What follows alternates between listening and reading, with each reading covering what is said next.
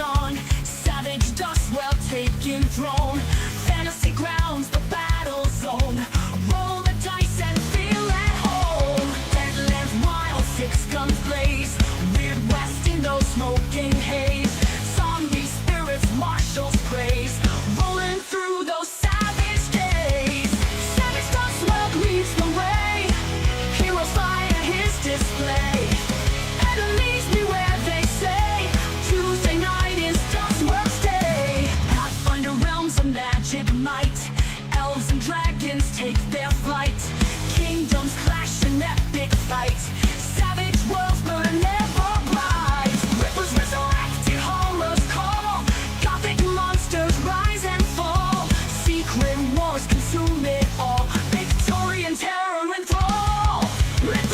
Savage dust leads the way. Hero fire his display. Enemies beware, they say. Tuesday night is Dustworks Day.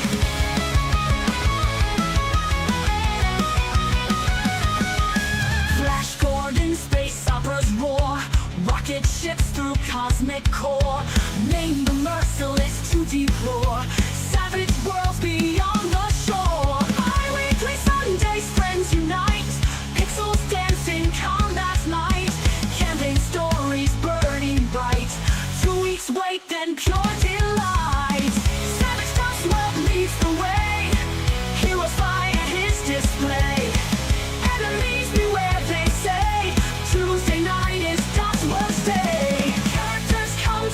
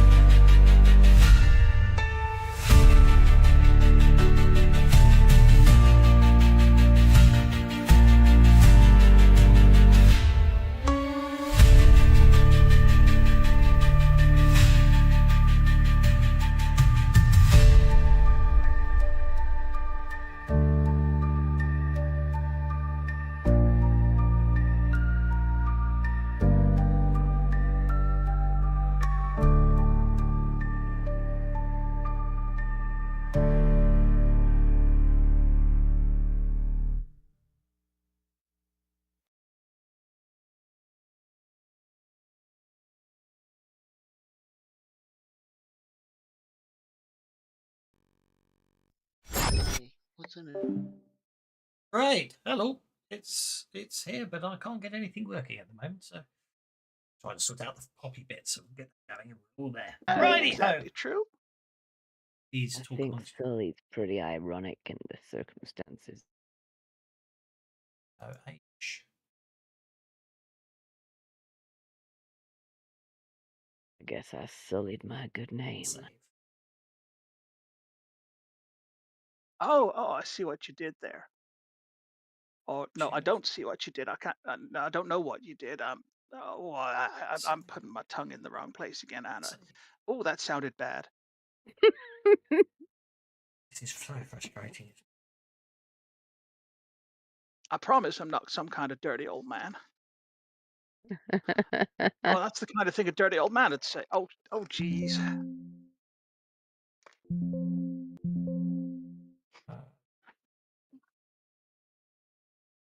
You know, along with everything else that's I'm gone, gonna have so to are give up. manners and niceties and civility. Don't worry about it, Stevie. It's Steve, normal Steve. Alrighty then, Stevie. Every single time. I'm already not liking you. Don't I've noticed. reckon I asked you to.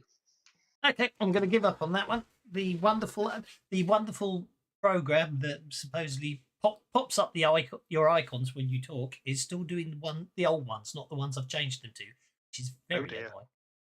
Very annoying. I can't work out how to change him. So today I'll just go with boring. Okie dokie. I think we've got everyone. Hello and welcome to the world. So, I think we're all here. We've got players. I've got no bennies. That's how it should be on this one. You've got bennies. You've got adventure cards. And let's give you the map of the Wasted West. So when we start our adventure, you're in the vicinity of Deadwood. Yay! Yeah. And basically, I'm not going to worry. But I noticed that I've hastily had to write an adventure for today, given that I can't actually do the proper adventure start I planned on, given no one's got a vehicle. Right, so You could give us one. Well, I did have a vehicle. Not one big enough for all of us. You've got a motorbike, haven't you? And a sidecar. Yes. I didn't even pick Not up all on that. gonna fit. I even missed on that. Well, that's okay. So, for reasons of you can include it in your backgrounds when you start introducing your characters and everything. But when we're going to start slightly in media res. So when the light is the shadows lift and the cameras pan down across the Wasted West to focus on a Lakota camp in the Black Hills near Deadwood. The five of you are sitting in a rather battered but perfectly stable house, talking to his name, Mato, a desperate Lakota elder of the name of Mato, who basically put out a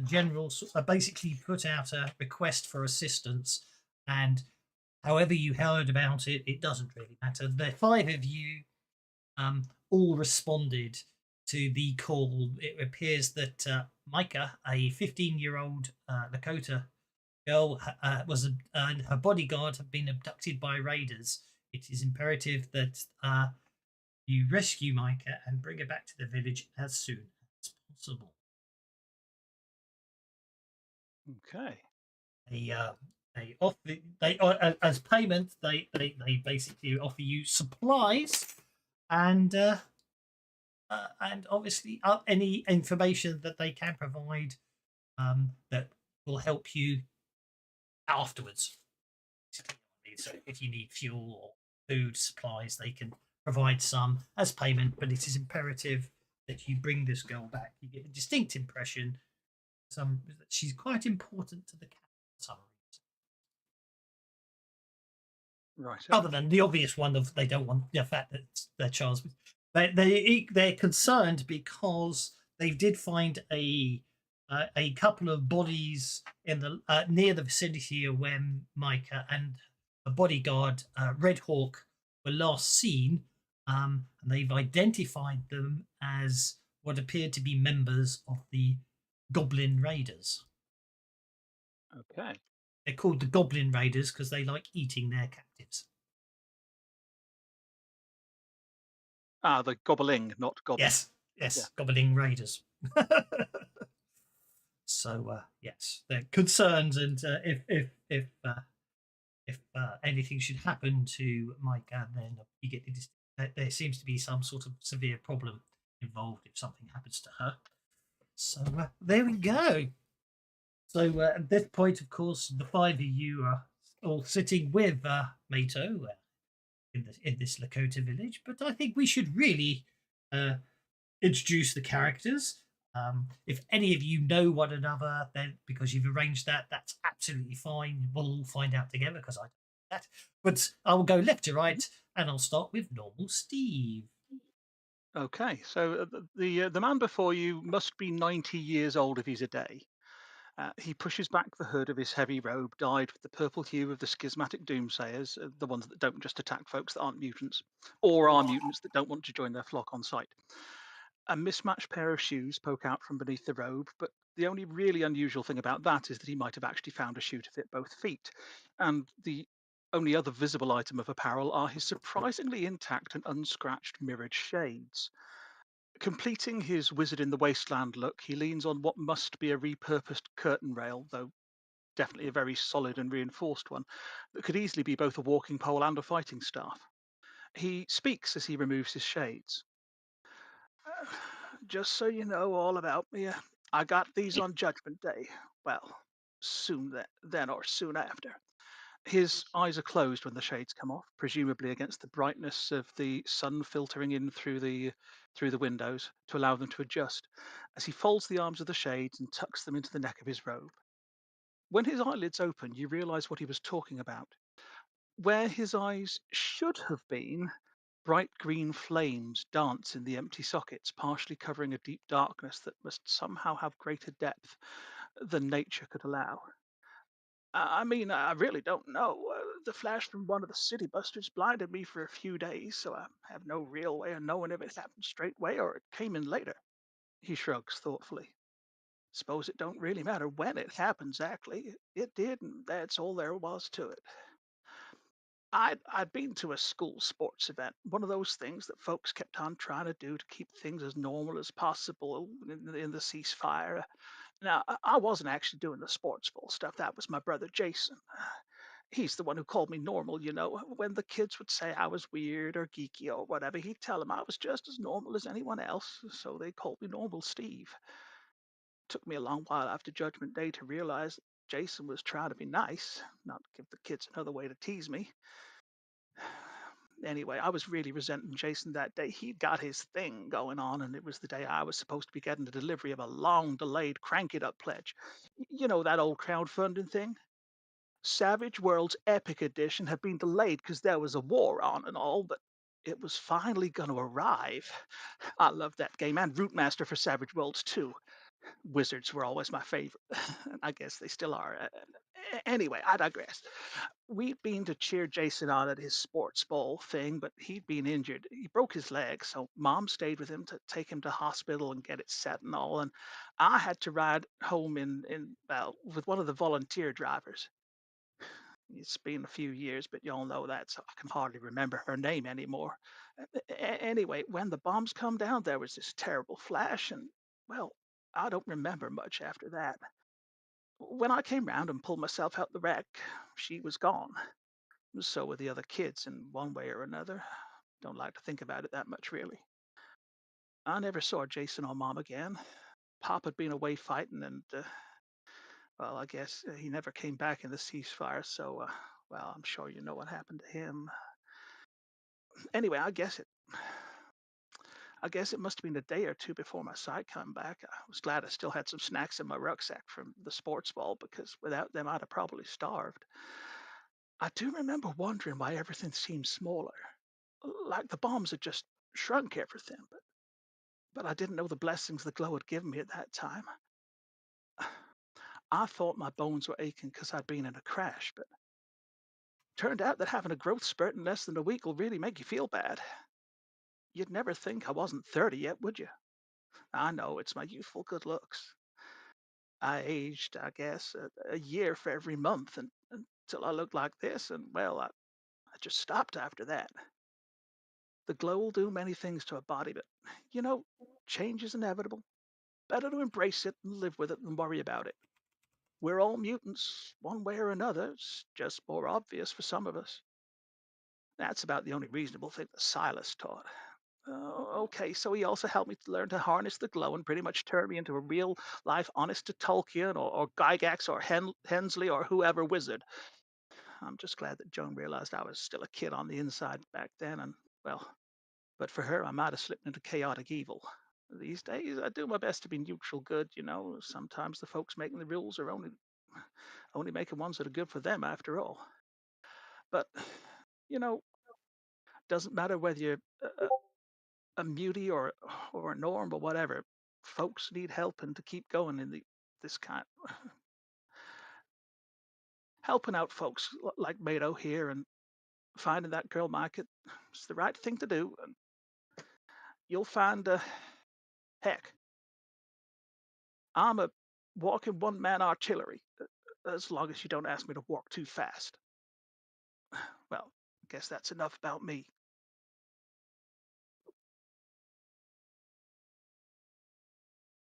Okay. Sorry. Oh, for those that heard it. Okay, that brings us to Scott. Yeah, silence. They're all intimidated by what they've got to do now. I'm sorry, I lost track of what was going on. That was kind of a long story.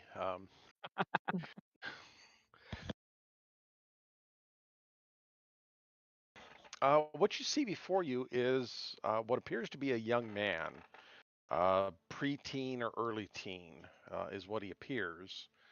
Um, he's wearing just kind of standard wastelander clothing.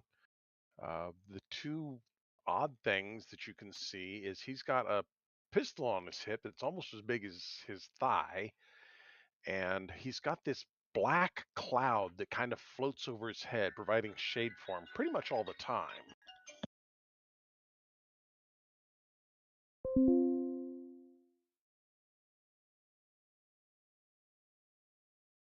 Oh, quiet. Have we lost you? Yeah. I think his phone went off. Yeah, I think it possibly did. Sorry, yeah, that was a phone call. Um, this black cloud that's kind of floating over his head seems to be providing him lots of extra shade. Um, and he seems to have like this perpetual, like knowing grin on his face. Says, my name is Scott Palomnick. I was born the day the bombs fell. I was a little premature, all the stress and everything. My mama went into labor early. The only reason I'm still alive is because she was a witch, or is a witch, I guess I should say. She's down in the junkyard, kind of earning her keep there. Basically, though, because I was a little premature and not a whole lot of high-end calorie foods right there at the end, beginning, middle, whatever. Um, I didn't grow up so well. I'm a little older than I look, as opposed to uh, younger than I look. He glances over at normal Steve. Um, I found that I was able to communicate with some of the spirits that were roaming around as a result of this conflagration that has destroyed our world. Um, Now I was able to make friends with a few of them and was able to learn a few things. And Sparky here, and at that he points his thumb up at the cloud above him. Sparky here has decided to travel with me for a little bit. We're just kind of traveling around, seeing what kind of messes are out there. Seems like this world's had a pretty bad shake happen to it, and we're just trying to see if we can maybe get some things cleaned up now. Nice to meet you, Scott.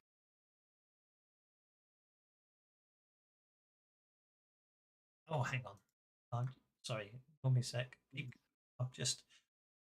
I thought I'd got somewhere. Okay. Tiff, GIF, Pip, JPEG, hi. For crying out loud. That's what I've done wrong. Sorry about that. Thank you very much. Next window. Next is Cinder. Well, Cinda is a girl in her early 20s. I've been traveling through the lands looking for very special books. I used to be in the I started interning in the library at a fairly early age, and then I decided that I was tired of being stuck in the uh, inside in the buildings and wanted to get out and explore the world and find new companions and special books.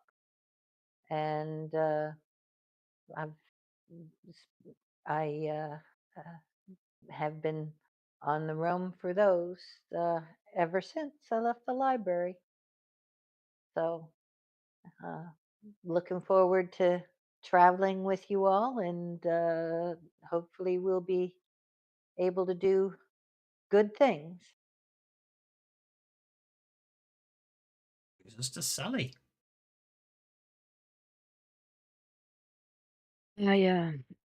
I'm 50. It feels like I'm about 150. This war we've all lived through. Every day felt like a year sometimes. I've seen so much. I'm not sure I'll ever recover. I've done things I'm not proud of. I was ordered to do some stuff that, well, still keeps me up some nights. I'm trying to make amends. Make up for what I did that I shouldn't, but more what I should have done and didn't. So many people dead. I don't think anyone I trained with still alive. I don't know why I'm still here. Maybe this, he gestures at the right side of his face, which is covered in horrendous burn scars, was my close call. Something to wake me up. Something to make me realize that I was here for a reason and I better start making a difference. So I guess that's what I'm doing now. I'm gonna do the right thing. I'm gonna make up for all of the bad. I don't know whether or not I'm gonna make a big difference, but I'm sure I can't stop trying. Takes a drink out of a sports bottle, and from the smell, it's not water he's drinking.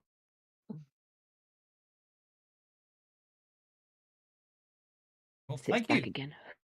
And last but no means least is Tabby. Tabitha Tabby, but apparently. Well, I'm Tabitha, but I prefer to be called Tabby. Um, when the bombs dropped, I was working my first teaching job out of college, and it was a small school district, so we'd teach classes by day, and a lot of us coached or worked with the teams by night. That particular evening, I was driving a van full of kids to a tournament at that time, archery.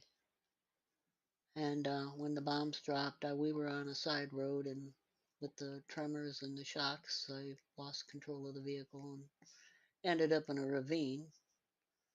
When I come around, I checked on the kids and couldn't tell if any of them were breathing or not, but I tried climbing up to the road to get help. And like I said, it was a side road, so by the time I made my way out the highway and could see the clouds and knew what had happened, and traffic coming from St. Louis in one direction and Kansas City in the other, and was a massive jam, and not too many people were much interested in stopping and helping a stranger. They were too busy trying to save their own skins.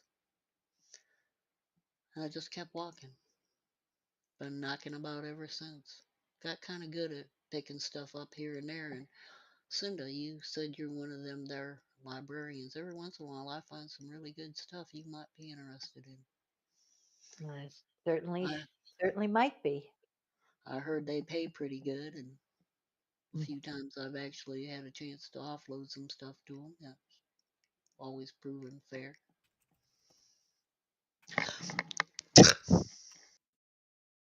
Oh, yeah. What about that? Yeah.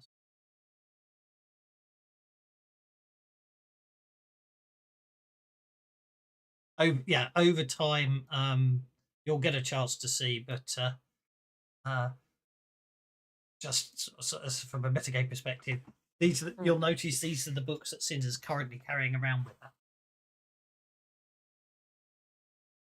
Nice. Oh, I have that one. I've had that National Geographic. That's the one. But anyway, wonderful stuff. Well, obviously, you made a fault already. Sorry. Basically, at this point,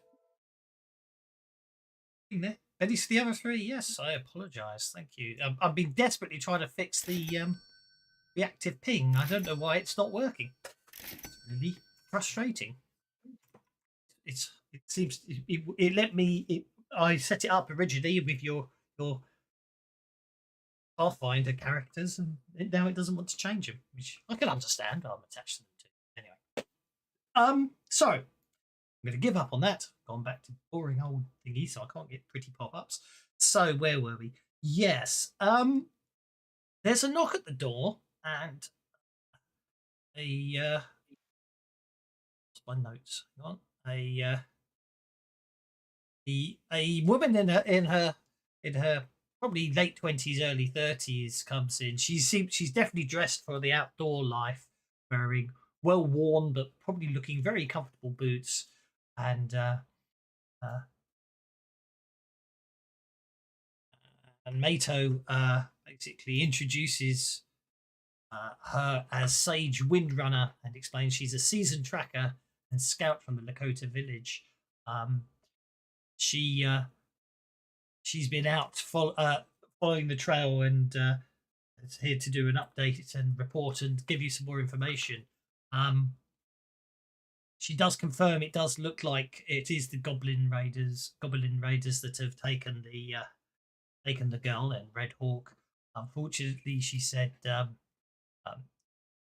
fortunately, when she was following them, they seem to have basically doubled back a couple of times as she lost the trail and it went cold. But she can give you some information on probably the easiest and quickest way to get there. So she does state that that will take you through the irradiated forest area. Going that way is risky, but it cuts 2 days journey off having to go around it. Oh, don't you worry. The glow ain't nothing to be scared of. She is able to party sheet.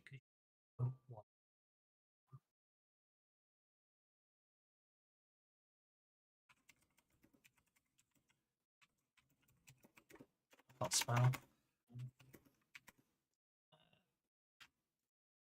It's on the party sheet. She basically gives all of you. She basically hands down all the. She has the number of vials on her. She puts them all down, or hands one to each of you. They seem to be basically. They just seem to be like a small. Vanilla essence when it comes in a little glass. Shorts or not shorts. What? But you get them in mini bars for alcohol with small bottles. The type of thing. Miniatures. Miniature. Yeah. Mine's just gone blank. I'm having a bad day on that score. Yeah, it seems to be like those. It's 5 little bottles there of a collection, an assorted collection of glass bottles that were obviously once, had contained alcohol many years ago. Now they appear to contain some green herbs that none of you recognise. She goes on to explain that they grow around here, and what they've noticed is they do seem to help with the illnesses and sicknesses that come from the radiated zones, but you can't keep taking it for too long, otherwise you get mighty stomach crampings from this stuff itself. But in most regards, it's usually preferable that the stomach crampings to being irradiated. But she go. Oh, don't you worry none about that. The glow is just a natural part of the world now. Change is inevitable. It'll come to all of us. Don't. The glow can lift you up like it did me, you know? It can also make your heart explode out your chest. It depends how lucky you are. I say taking one of the bottles. Indeed. And there's always the chance that I can turn it into the deradiated forest instead of the irradiated forest. Look, if it's 2 days to go around, it's probably very big. It might be something you can come back and do at some point in the future. Yes, it would appear for some reason. Obviously, at the absolute, you won't get sent for some reason. It turns out apparently that for some reason a city buster landed there. They're not sure where it was meant to target, but it just landed in the middle of this large forest. So in the center of the forest, there's a big crater with a ghost storm going around it. But you won't have to go near that. You'll just be going around the perimeter of it. However, Oh, that's a shame. however, she also mentions that there are stories of a beast that has been reportedly seen by from a distance by hunters on the edge of the forest. It appears to be a huge 2-legged abomination with huge claws that seem to have their own green glow to them. And every time people have attempted to hunt it down, Kinku and all that, that basically only one time has anyone returned, and they didn't live very long afterwards. And they claim they cut the creature's head off, and while they were celebrating, it got back up and basically picked up its head, and it attached, and then it got from him. Well, that's mighty impressive. Fellow wasn't called Gawain, was he? Indeed not. But he says it appears to be able to heal, but it appears to have sort of multiple wounds upon its body that don't seem to. So something obviously has hurt it in the past. So they don't know what, and it always seemed to they always seem to shy away from their shots, turning aside, protecting the center, the center of its chest, but they're not sure of the significance of that. Maybe folks should just leave it well enough alone. It's yeah, but yes, but yeah. So I remember a great piece of advice back from when I was playing my games. Do not meddle in the affairs of dragons, for you are crunchy and go well with ketchup. But indeed, but Anyway. obviously, the morning is getting on. For it being, it is, in fact, it's actually yes. Here we go. It's Monday, the 1st of April. Can you tell us what this girl we're looking for looks like? It'd be kind of handy to know who she is. We'll know her if we find her. Well, I don't think I've got a description. That would have been helpful, wouldn't it? Well, as I say, she's a 50. Oh, hang on. No, I do have. I do. I don't have a description as such, but I remember what I'm playing.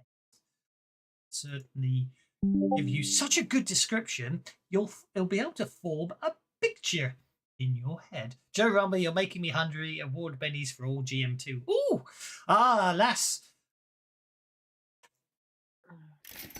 Alas, I Thank don't gain you. bennies until the players spend them. But thank you very much for offering me a kind benny there. But alas, until they spend bennies, I don't get them. But as it stands at the moment, I'm going to get 25 bennies plus. Anyway, yes, NPCs. Mike, I've been yes. trying to drag that vial into my inventory, and I can't. I have Ooh. Because you need unlocked. to unlock your There- character sheet. I have Yes. unlocked it, and I still can't do it. Oh, Interesting. What have they done now? Ah, that no, worked. I've unlocked mine and it worked. Okay, so Yeah, just I managed grab it it and too. drag, and that's what. Oh, there. Okay, look at that. I don't know what happened, but I can safely say like you told somebody else about it, really dislike this character sheet looking business. I can No. understand that players on other role playing systems can't be trusted by the GMs, but Savage Worlds players don't feel the need to cheat because they're already playing the best role playing game in the world ever. I That take box, it I back. grabbed It's one, but not it didn't there. appear. It's not And, there. and given So some I of must the be doing it parameters wrong. in Savage Worlds, there's no point in cheating Oh, because, I you know, see. Grab the green boxes. Up there. Not. Okay, Did you I get got it? it. Yeah. It's which bit you grab that matters. As in real life. Okay, so basically, after getting a description of what Micah looks like, you're all able to sort of basically picture her very well, as if an image would appear before your very eyes.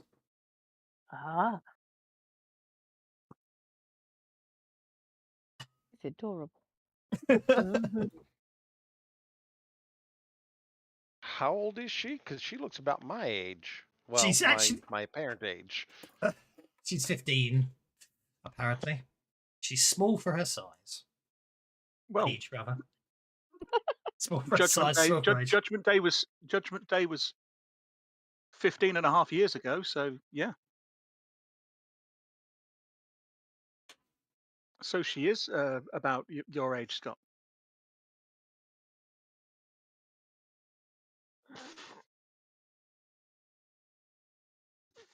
You will not on a side note, you will not believe how hard it was to create Sparky's token.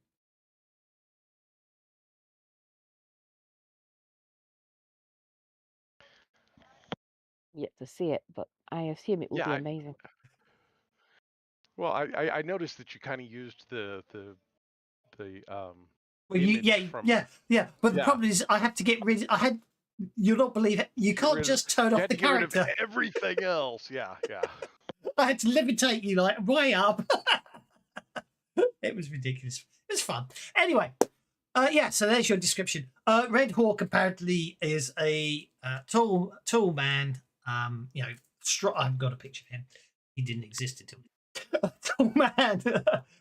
tall man, very broad-shouldered, very intimidating looking. Apparently, big softy, really, when it comes to looking after Micah. But will fiercely protect her with his. We need to make stats later. Right, and we gotta find him. So where's this place they was last seen? You're given, as to say, you're given directions. It basically takes you closer towards Deadwood. Well, I hope it ain't too far.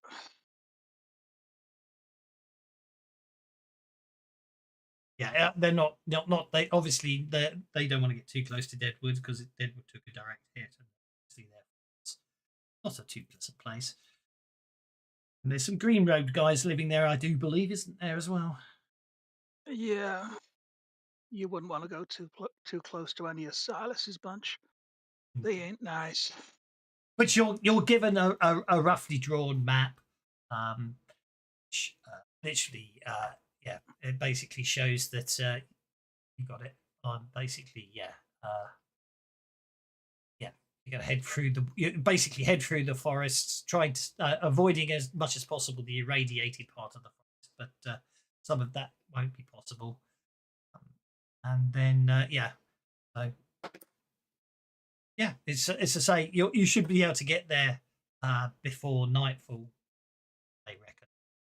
If you take the direct route, if you want to take the longer route, which basically means you have to turn south and use the roads along the way to navigate around the forest, they reckon that will take you about a couple of days.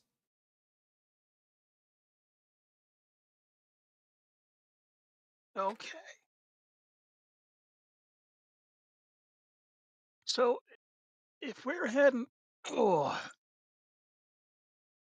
if we're heading through the radiated areas, anyone that, okay, I know the glow isn't for everybody. I just kind of go preach on about it sometimes. We're gonna need one metal stick. Only needs to be about a foot long for each person that don't want to get a bad case of the glows going through the forest. You can sort that out. That one of your powers. If you got a foot long piece of metal, I can turn into a control rod. That'll suck the radiation instead as long as you're carrying it for a while until it gets full, and then you throw it away, okay? Great if I had a metal rod.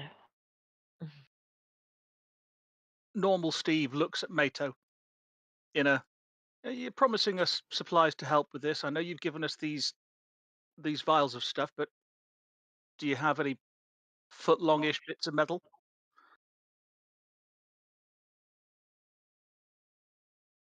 They can probably find you some. Yes. Well, if there was any concrete busted up around here, that tends to have rebar in it, and you can Exactly. cut them down. Exactly. There'll be plenty of that. It'll take them a little while.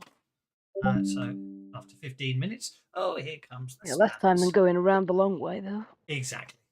Yep.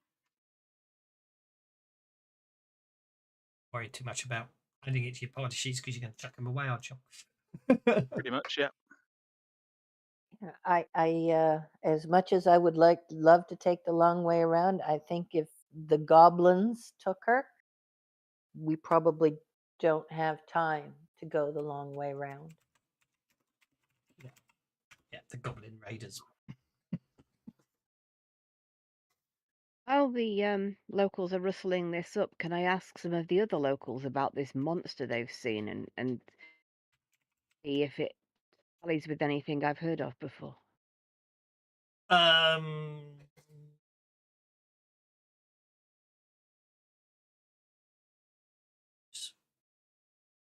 Survival. Survival, not occult. Not a cult, no, survival. Okay. And not that it makes much difference, they're both the same, but No one, but as I say, no one's no one that's actually seen it has lived long enough to come back and tell you about it. It should be said. Apart from that one person that gave a description, and his description of it was, let's see.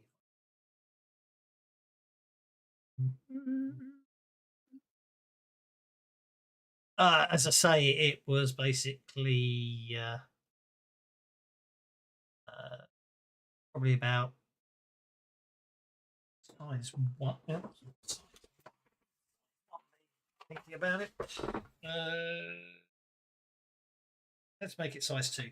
It was about. They've only seen it at the distance, about 9 feet tall. With a sickly yellow colour with glowing yellow eyes. Sort of putrefied flesh in areas. Yeah, green. A slight green tint to its paws.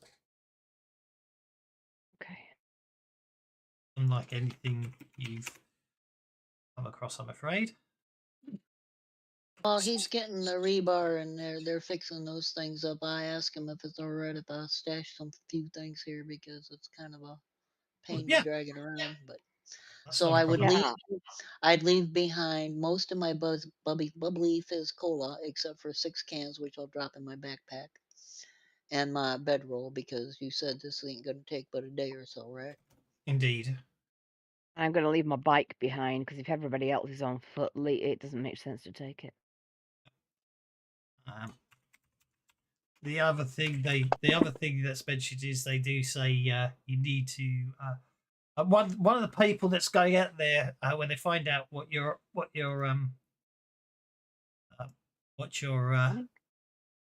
hunt, well, where you're headed to the raiders, he basically is able to tell you some a bit about who they believe to be the leader of the raiding party, and he's apparently a very fierce individual who well, it must be some form. They believe he's probably definitely a mutation. He has a slight greyish green tint to his skin and very deformed and sharp teeth that apparently seem to be almost indestructible because he seems to have got the nickname of Iron Jaw. Yeah. Oh, he's nasty looking. Some people just use the gifts the glow gives them for the wrong thing, much like Silas's bunch. Well, gotta give them a chance, but if people don't use the gifts the glow gave them in the right way to lift other folks up, then you gotta put them down. Okay. Someone comes in bringing the pieces of metal you requested. Oh, thank you. Just give everybody one, and when we get near the radiated forest, don't you worry, folks. I'll sort you out. Yes, I will add.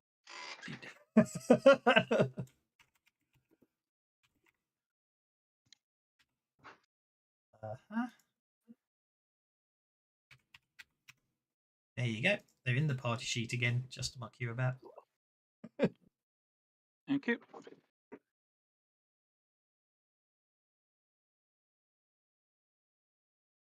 When it comes to the inevitable notice rolls at various points, could you please specify what it's based on? Because that will make a difference to me.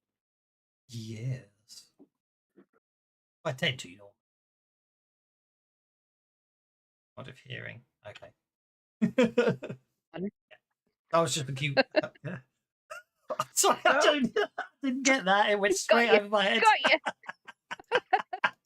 Better Yes, to I be will. hard of hearing than hard of learning. I will make sure to make. I will state when it's a sound-based notice check as opposed to a sight-based notice check. Yes. Okie dokie. So I'll tell you what. Let's make it nice and easy. It's 11 o'clock when you head out. Worked out your journey. So Sorry, I'll probably slow you down, folks.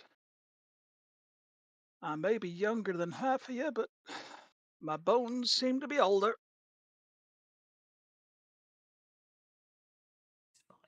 slow down.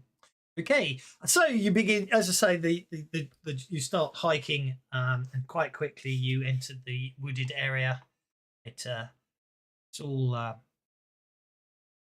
well, it's a rugged area filled with pine trees, steep hills, rocky outcroppings, and narrow winding paths. The ground is uneven with patches of dense underbrush. Brush. Sorry, someone distracted me by whispering at that point. I did load the thingy, so I don't know where. Oh, Scott's powers appear to be messed up. Ah, I had to load a load of stuff for my stuff to work as well. Oh, that reminds me. Actually, yes, you, Sully, you have your telekinetic squeeze has been updated to the Lost Colony version. So you know that one. I did have a Suede version of the power. You don't have an arcane background. That's what's the matter with you, Scott. Well, I do, but for whatever reason, it didn't transfer to the powers. I mean, I've got it under my edges, but it didn't Yes, that's what I meant. trigger under powers. Yeah. I tell you what, the arcane backgrounds don't exist. That's why. Yeah. Oh, you know why? Because the module's so old. It doesn't have them in properly. It doesn't. We didn't do it that way. But there's probably, you know what it is. The Did I load the Hell on Earth extension? The Hell on Earth extension is probably how it would have been using the old way for the Hell on Earth extension. Doesn't work. Obviously, doesn't work anymore. So yeah. Okay, I didn't even think of that. what's your arcane skill as a toxic shaman? Faith. Yes, you have to actually put arcane background miracles in. There you go. And then, well, yeah, or you can cheat and just create. You can create a custom one, can't you? Yeah. There you go. So there you go. Obviously your toxic shaman's completely blank on details, but your bursts there, and I'll have to fix that for next week. There you go. I don't know how many PowerPoints you meant to have. You can fix that, but you at least now have. I got it. Yeah. Also, it's showing you as novice. That's probably because you've just not put the 4 in the advances box on the main page. Exactly. I shall fix that now. Okay, sorry. Anyway, so the ground's uneven with Dead's brush. There's a mix of dead trees and slightly mutated flora as you go on, with strange glowing fungi and twisted roots breaking the surface. The air is thick with a smell of decay as the day goes on, and the distant sound of unnatural wildlife. Well, at this point, normal Steve will get everybody to stop, and he will wave his hands over any of them that want to have that bit of metal turned into a radiation sucking rod that will stop the radiation going into them. Yes, please. Yes, please. Anybody else want me to sort it out for them? Yeah. If you use the herbs, they give you a +2 bonus on resisting the radiation. But obviously if he's got a magical way to deal with radiation, that's even better. You don't need the herbs. Well, And they'll be Well, we keep the hold on to herbs them. for some other time when we ain't Exactly. got so exactly. Yeah. Exactly. The herb we'll keep for later. Okay. So far I've got a yes from everybody but Scott. Might be because he's not. And here. I've been exposed to a lot of Scott radiation. as well, please. Ain't Okay. had too much problems with it, but you can only probably absorb so much of that crap in your lifetime, and it's going to be a problem. Oh, you can take an awful lot. Yeah, some folks do die from it, but some of us just seem to get older. Anyway, here we go.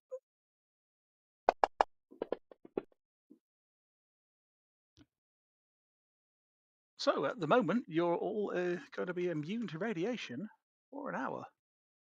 Excellent. They might need that. Unless I extend the power. Of course, yes.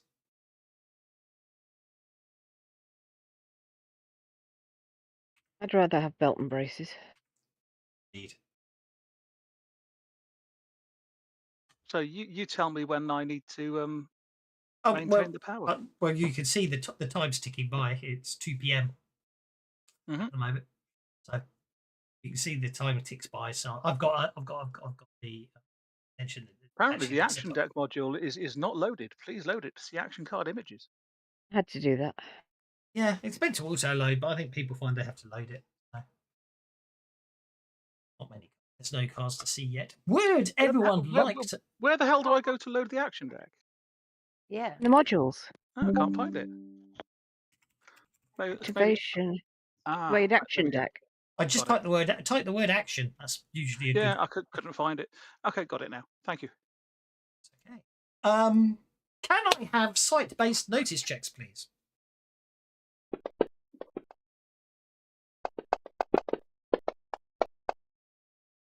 Exactly the same dice as me, but that's not. Yeah, it's me because I use the radiation dice because I'm a doomsayer. I know, and I'm using the radiation dice because I'm the irradiated GM of the world. Okie dokie. Well, everyone does. That's all good there. Basically, up ahead, you see well, Sully and Tabitha, up ahead, you notice a corpse of what appears to be a buffalo. Seems to be sort of half eaten. And normal Steve and Cinder, you also notice rather large footprints leading away from the corpse back towards the strange glow just ahead. The strange glow just ahead, which I should share you an image of. Ooh, okay. That's definitely a green forest. Indeed. Not in the nice way. Hell, I've seen worse. Yeah. Why? I would advise against swimming in that little creek. I have Oh, I no don't know. intention of getting wet. I can clean Yeah, it it up looks if you more want to like drink it. sludge. I got some of my own drink, thanks. Yeah, I noticed. It smelled kind of like spook juice. It's not. Oh It's yes, just actually, that's something I needed to talk to Scott about. I don't know what to do about you drinking spook juice. He's a minor. He's not allowed to drink. Well, could you bear in mind when you drink No, spook, I'm a forester. Foresters are allowed to drink. Oh, when you okay, drink then. in Deluxe and Swex or versions of Savage Worlds, you got 1 power point an hour, didn't you? 2 if you had that edge to give you more. And drinking Yeah. spook juice gives you 1d6 power points back, but you can't regenerate power points naturally for 4 hours. Given now you get 5 power points back an hour, and you can spend bennies to get power points back. I think the easiest thing to probably say from your we turn it into a trapping for you, Scott. So if you want to spend a benny to get your power points back, we can either say you're drinking the spook juice, or we can come up with some other solution that basically drinking that, because you have to make vigor checks and not get drunk, don't you? Where you can make it, and we ignore that bit, and you just drinking spook juice as a trapping to get bennies back, or we can come up with something else. If you want to come up with something else, like it's a way to get more than 5 bennies back, but then you can't regenerate naturally and all that. I don't know how to do it yet. I just thought I'd mention it, and if you want to have a think about it, or we just don't worry about it because you've got bennies. And, you know what I mean? It was obviously a nice perk back in the day, but it's obviously until they re-release the rules, I don't know what they're going to do with that one. But can I have sound-based notice checks from everyone, please?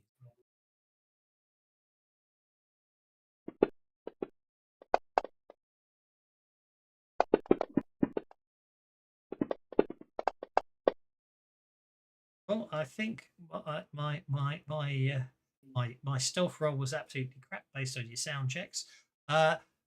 Basically, you hear a large crack in the distance, and you see sort of what appears to be the sort of a fallen tree trunk seems to almost sort of shatter as the thing that was desperately trying to sneak up upon you completely fails to do it. Oh, okay, I can make the map. I can make the scale bigger on that. So Tabby readies her bow. So none of you are surprised when you're.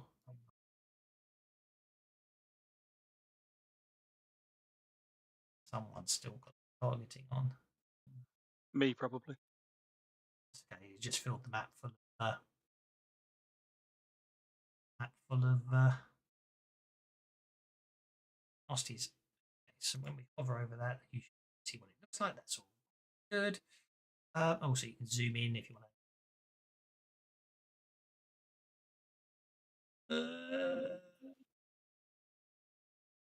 Fix there. So, some cards. Oh, that. Hey!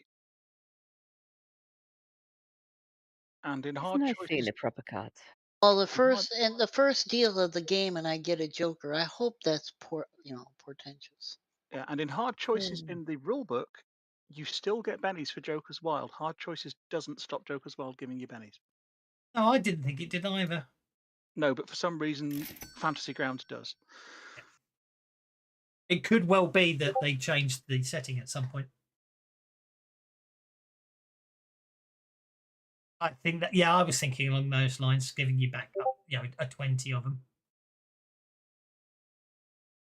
Or, up to, yeah.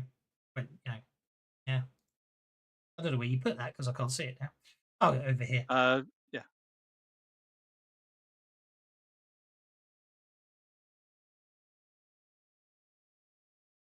Yeah, I think that works. I was thinking along those lines. Because, yeah, I like it. Don't make it number based. So, yeah. Oops. Let's try that again.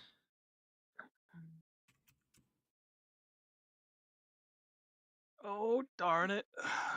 I know you're being English, but I'm going to change it to. That was the sorry. suggestion.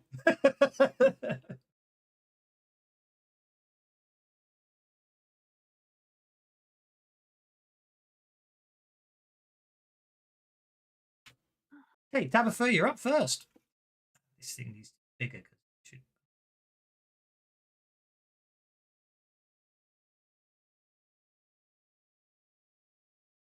That's not a mutated abomination. That's a Doomsayer. Or at least the Jack of Spades is.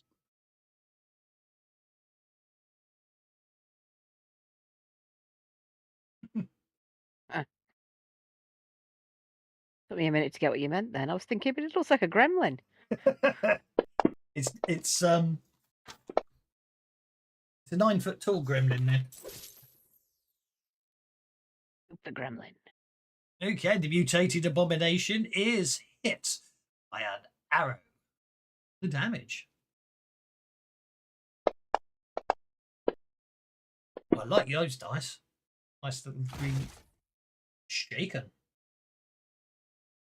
Didn't hear anything. That's why I use the bow, because out here in the wilds, drawing attention to yourself isn't always a good idea. Seems reasonable. Obviously, we're using the picture as a mood setting. If the fact I put you in the river doesn't mean you're in the river. What? Kind of gathered. Oh no! I've just seen the downsides of not having bennies.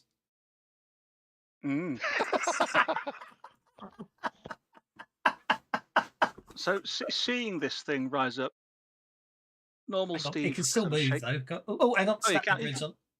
Snap the grid's still on. Yeah, he can still move.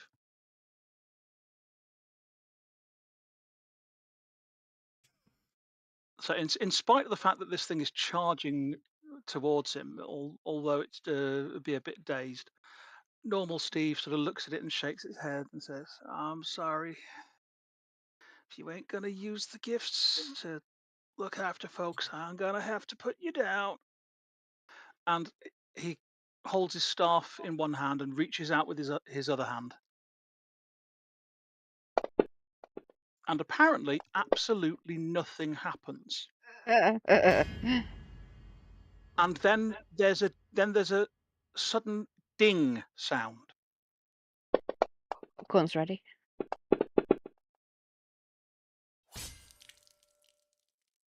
Holy hell. And his head explodes like the gremlin in the micro.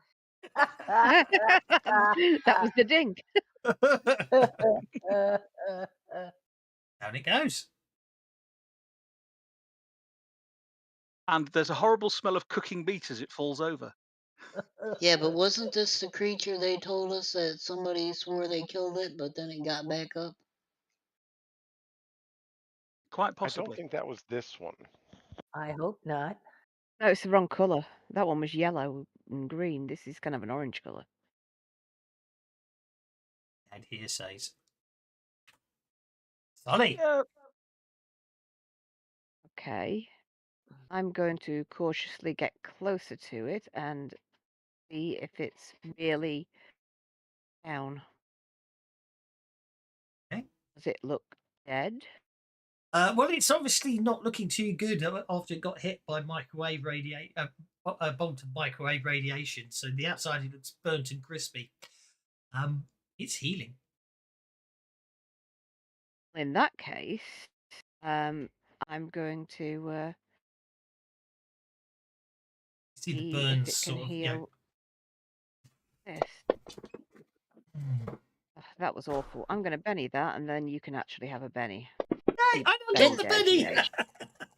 Didn't that girl tell us something about it was always trying to protect its chest? Maybe just stab it through the chest or something. I was thinking of ripping its heart through its ribcage. That too.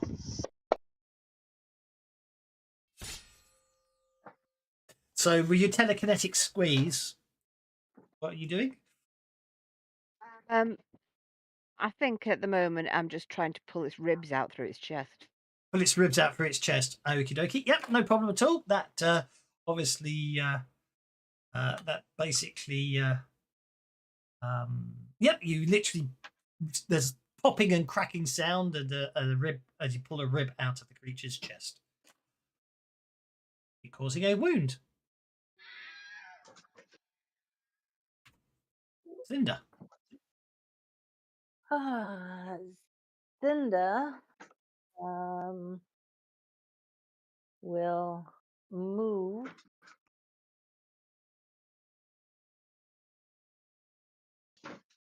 and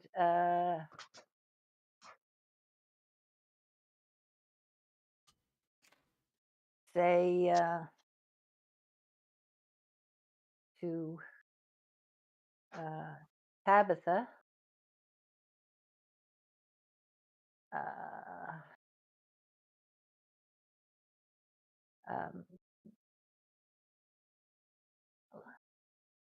let Flash give you a hand, and we will attempt to cast Smite on her arrows, which will give her bonuses to 20 arrows in her quiver.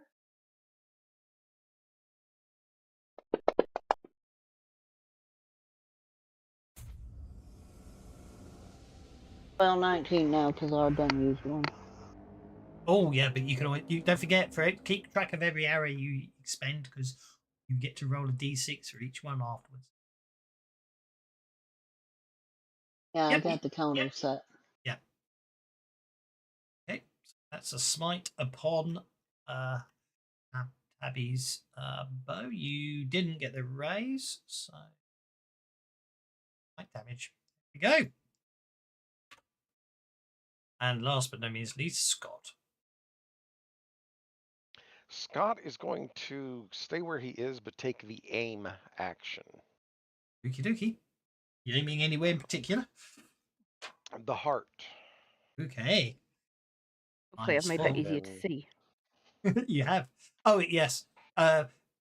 Sully, you can see the it seems to be growing back the rib you pulled out.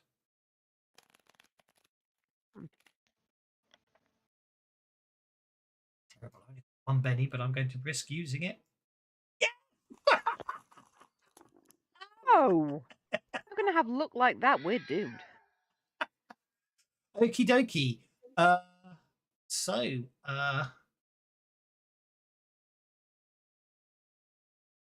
still gets to have to make a spirit check. It fails. Still shaken. It gets back up. So all its wounds begin to. As it basically the wounds close up, gets back up. Oh, but it's joke a bonus on a 2 and a plus. Hang on, no, it shouldn't have been shaken. You took one of these. Okay, no, I take that back. It regenerates its wound automatically. So therefore, it does get back up. Therefore, I get to use my mutated claws on Sully. Yay! Oh no.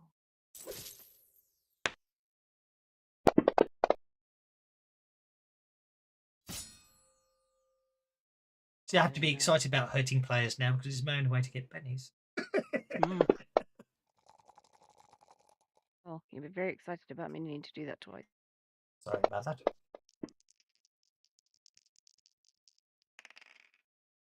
Okay, you successfully soak the damage. Therefore, you don't have to worry about the strange green glow that was going to seep into your wound as part of the injury. But you're absolutely fine. Scott. Scott will now shoot it in the heart. Go for it.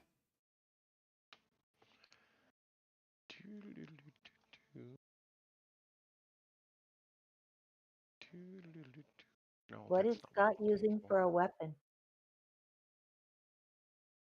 Scott has a Ruger Thunderhawk 357 Magnum. Go ahead, Okay, he make has my a gun. day. Okay, That's going to. all right. He's got a Clint gun or Dirty Mhm. Harry gun. Yeah. Okay.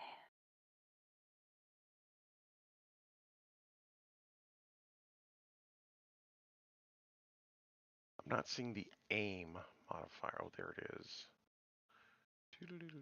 Nope, that's not it. Negates up to Okay. 2 points of cold shot penalty, doesn't it? 4. Yeah. Yeah. Is it up to 4? Is it Up 4? to 4. Up to 4 with the aim at action. Ah, because marksman's like a weaker aim, isn't it? Because you can do it while Yes. yeah. No, you can't move. You can while do doing it while that. not moving. While doing, you can take aim and shoot as that single Mm. action with marksman. Yeah. But it gives you a weaker bonus. Yeah. So it's a cool. Yeah. Okay. Cool shot to the heart without a penalty. That's horrifyingly powerful. Hit with raise. Roll for damage.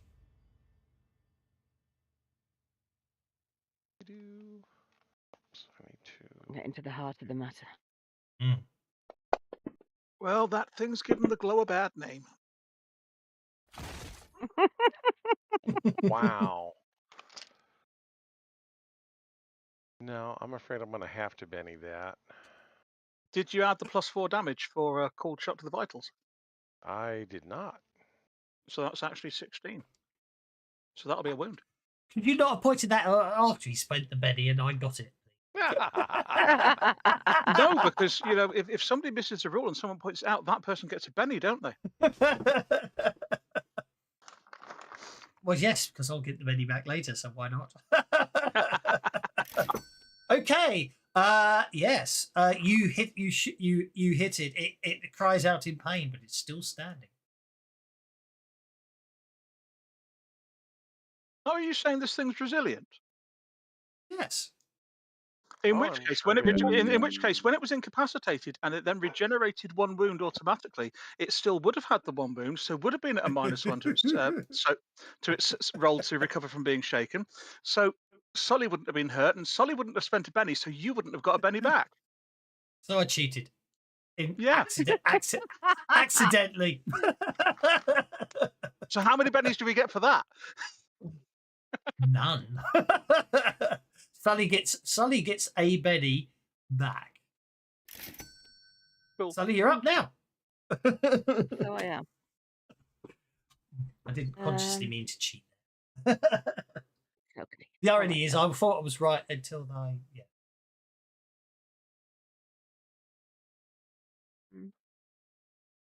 I think I should still do that again. And pull its heart out this time, though, I think. What? You're in close combat range. Which means Point. it's a successful casting, but alas, it evades the attack as it were. Well, then I'll try and back off some. I do It realize. should also that be will give it pointed the- out that your other half did point out that also makes you vulnerable. Yep, I'm gonna back off a little ways now, and Okie yes, I dokie. know I'll get a free attack. It will get a free attack. by the way. That's only if you're using the ranged attack against a Oh non-adjacent. no! That's okay. It And it's can't get a shaken, free so it attack. doesn't get a free It can't attack. get free attacks on you, so it's shaken. So you can most certainly back off. Good. All right. Excellent. It should also make it easier for other people to shoot it. Okay, so you don't need to spend a Benny because you can back off to do that. So you successfully you did hit it on a 6. You can roll the damage. Let me just. Okay, yep, you richly pull its heart out of its chest.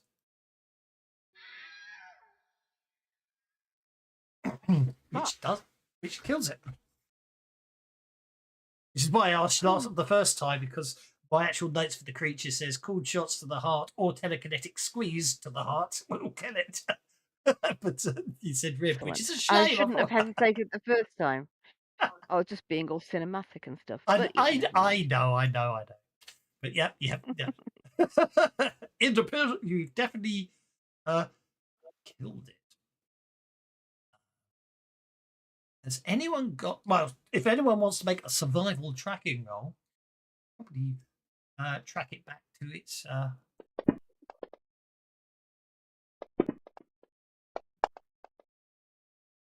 Normal Steve is able to do so.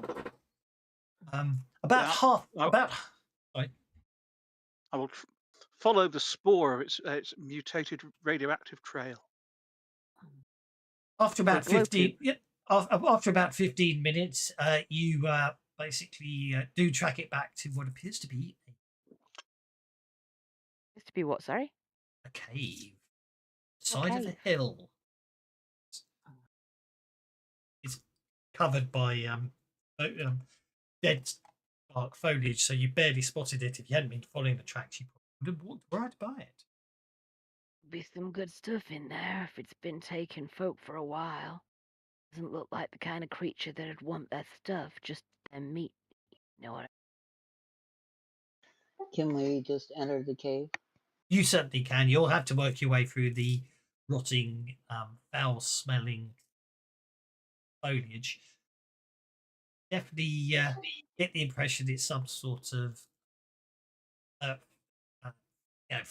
meat-eating type plant, as in fly. Your ones that give those really pungent odors to attract flies. That sort of Ah, stuff. corpse plant. Yeah, Corpse corpse flower. plant. That's it. Yeah, that's what I couldn't. Terrible with my brain's definitely One got in half real to life. stick together. You might want to hack that up before you walk into it. I ain't got a knife. That matter, I ain't got a torch. Anyone got a torch? Did I give the I Benny got a for that knife, joke, so Bill? I'm Did I gonna didn't pull out my notice you bowie saying knife it? and cut anything out of the way that's in the way.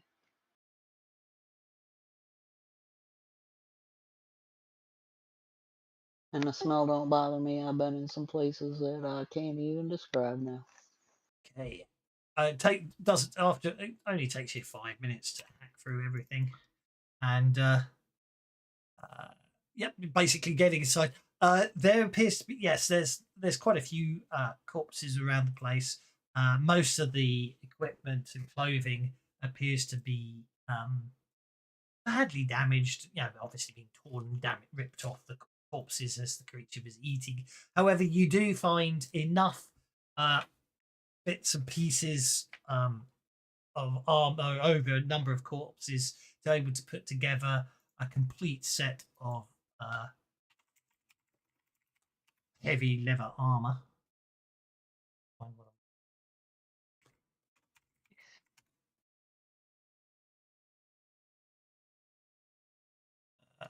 Guide.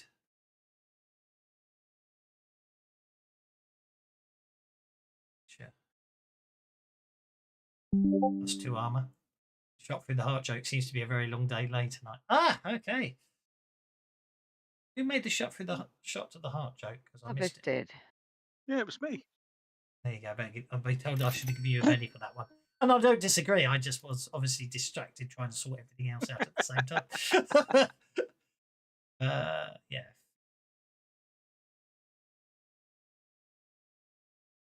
There we go. So I'll put them in the party sheet in case someone wants them. So thick leather leggings. Thick leather jacket, obviously with armor pads and all sorts. It's 2 leather armor if someone wants it. In addition, you also find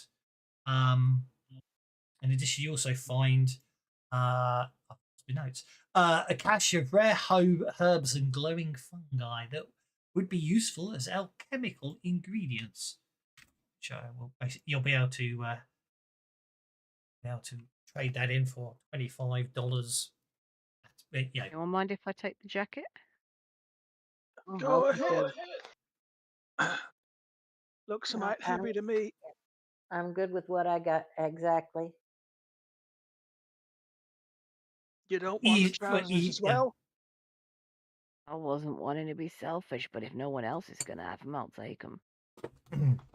I'll give you the trade now, but basically when you get back to the camp, you'll be able to you'll be able to trade that gear over for that amount of equipment I'll give it to you now. It's easier, and then I don't have to accidentally write it or forget about it later. The leather pants you can carry in the group and worry about later on. Okie Like I dokie. said, if nobody else Yeah, wants them, yeah. I'll happily take Go them. ahead and take them. Take the full outfit. I mean, may as well. Mm.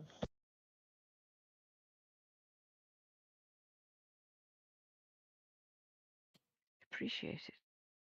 Okay, as you head on, as I say, He makes you putting them on makes you look like that guy from that movie. That guy from New Zealand, Crazy Cal. I don't think I saw that one. Yeah, they made a few of them. They changed the guy playing him at the end. He the good guy? Um, Guess not. well, mostly. He's what they call one of them their anti-heroes. No, Auntie was the bad guy in one of the movies.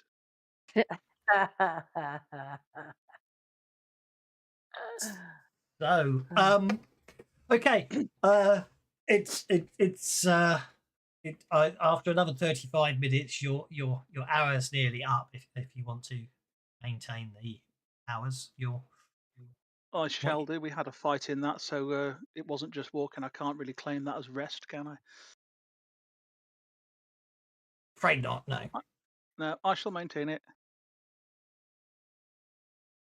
So as I say, that's you're immune. What happens to radiation for you? Because you're not doing it to yourself. I forgot to ask. If I fail one, I can get mutated, and then I get to draw Oh, two cards. and see what mutation I get. I take it you did. You haven't done any No. protection on yourself. Well, you get to make a vigor check at -4 then. Okay, except I don't think I think I do get something for that, but yeah, I'll take that.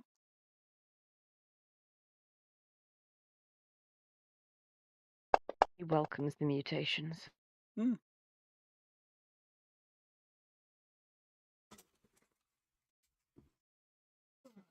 I wrote it as basically fatigue rather. Actually, critically, you have to critically fail to get a mutation, so you just suffer a point of fatigue for now, don't you? I don't know. Depends on what you as the GM are telling me. No, I'm just working it out myself.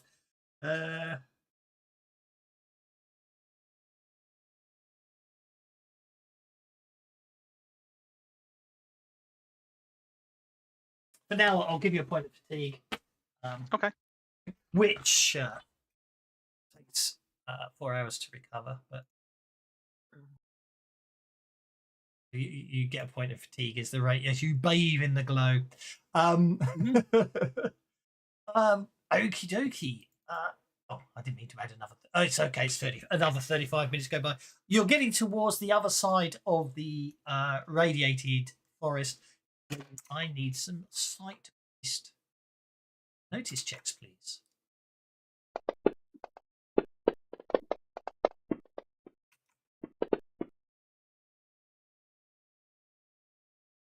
There appears to be up ahead. You can see what appears to be a humanoid figure. It appears to be dressed with. It appears to have black feet. The rest of the body appears to be very sort of very bright yellow, almost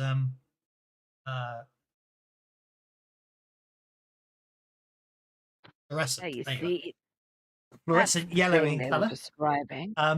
And appears to be wearing a sort of glass bowl upon its head. There's coming out of the back of the glass bowl. There seems to be this cable or fat tube. Looks a bit, and it seems to be going into this large pack on the back. The pack seems to be making breathing sound. Although I don't remember them mentioning the fishbowl.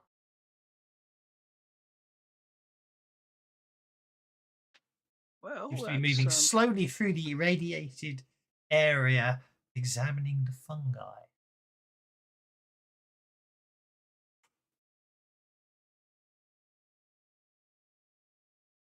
Maybe it's just some muty scavenging. If it ain't hurting us, we don't need to hurt it. Hey there, friend! The thing swings around, and you get a distinct idea of panic, and then sees the five of you, and instantly raises both arms above its fishbowl-like head. Howdy there. I don't have anything of value. I'm just collecting mushrooms, it says. The voice is slightly robotic in nature, synthetic, You, say. you seen anyone else while you've been in here? I try to avoid people, but most of them around here aren't too friendly. Apart from the Lakota village on the other side of the forest, that most people around here aren't too friendly.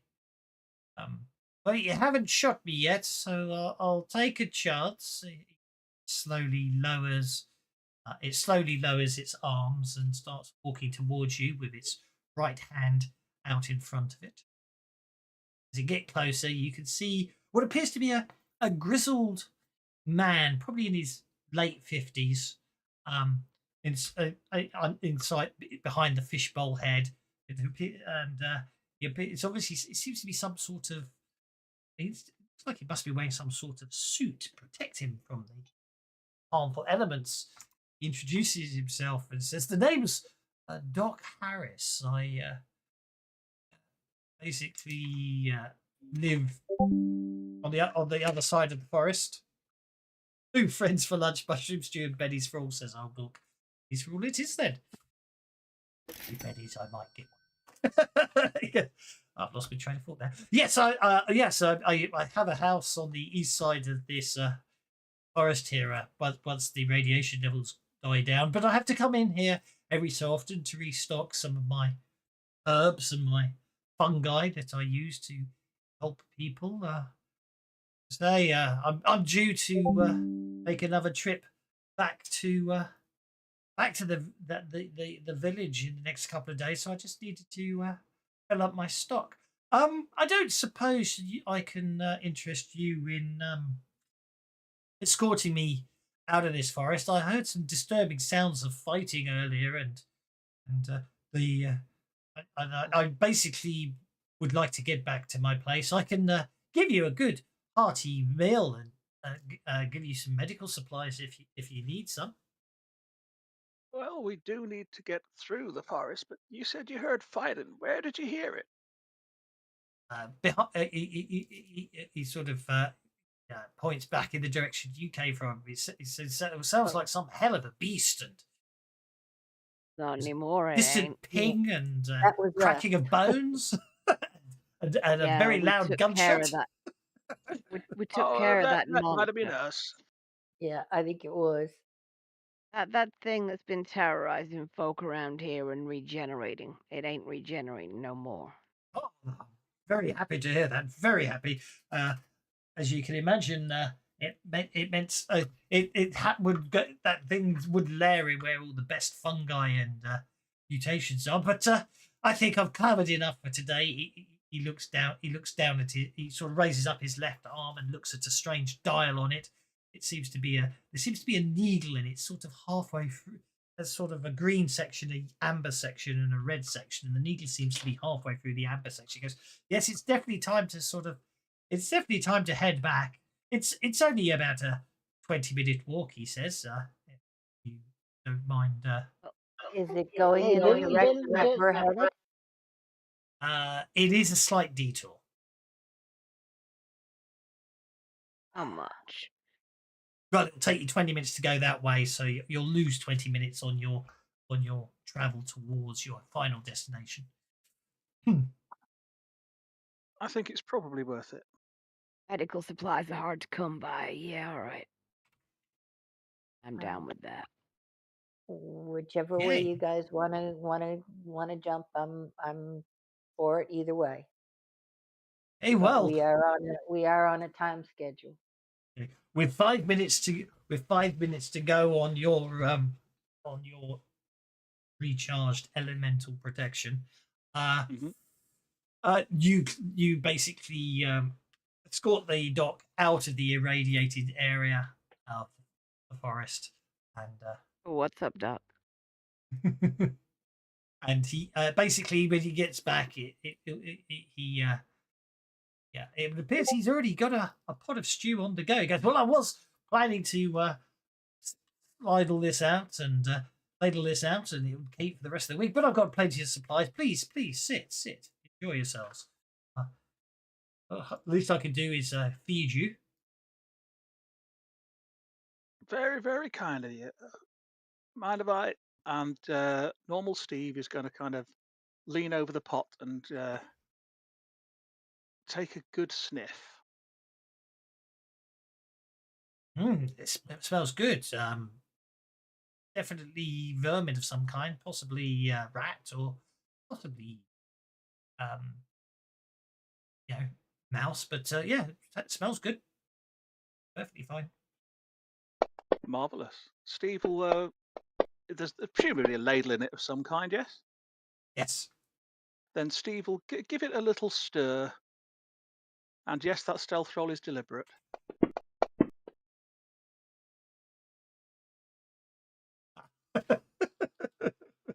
Just to be sure. Okie dokie. Wasn't that your last PowerPoint? Yes. I'm impressed. Indeed, yes, that's absolutely good. Yes, indeed. Obviously, the doc basically looks around the place. He finds all sorts of. He goes, "Yeah, I live on my own. I don't usually have guests. It's nice to have them. Bear with me." He finds a couple of kidney dishes, other odds, other saucepan, and some other odds and ends that can act as bowls. And fortunately, he does have a collection of spoons. He's able to. Mighty kind of you. He's able to sort you out in that regard.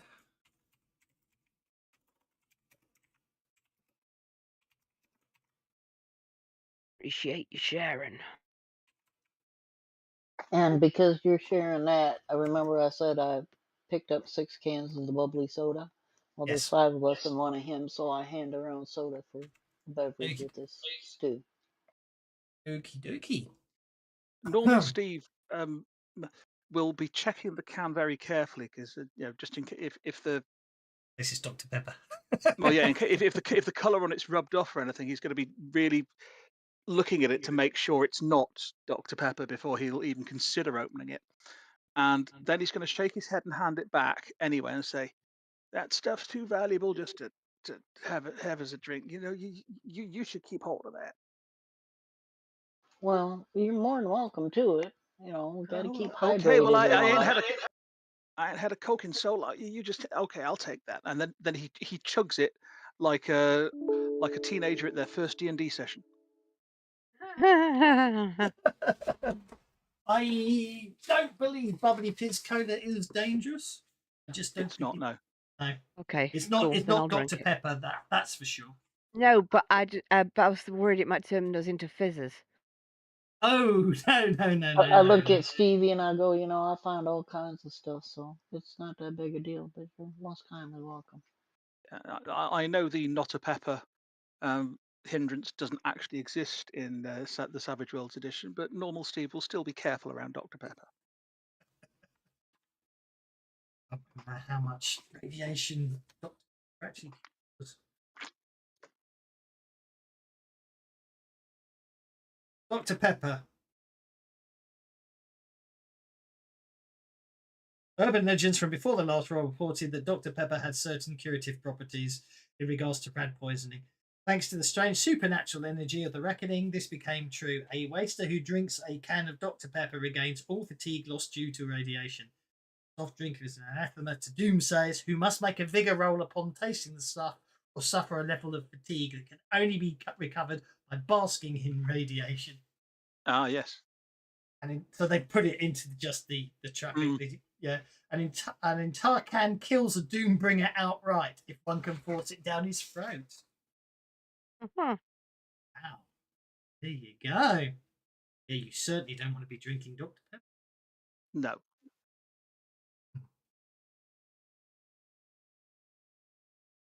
That must be using this. It must be using the standard corals for radiation then. Mm. Because it's not in the Hell on Earth book. What are the radiation pages? Are the updated?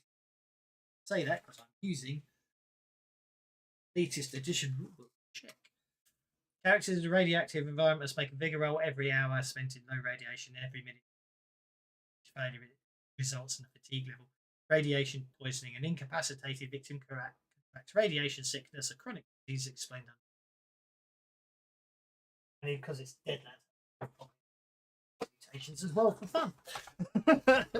But okay, so yes, at 4:25, you're able. You can head back out. The docks are basically obviously. I found out where you're going, and he does say that there's a. Well, you don't need to head back into the irradiated zone. What you can do is carefully, if you it gives you a route. He says there's a gap in this in the cliff nearby here that will basically save you having to go back through the forest. Not many people know about it, and he likes to keep it that way because it's quite close to where he lives, and obviously he doesn't want sneaking up on him.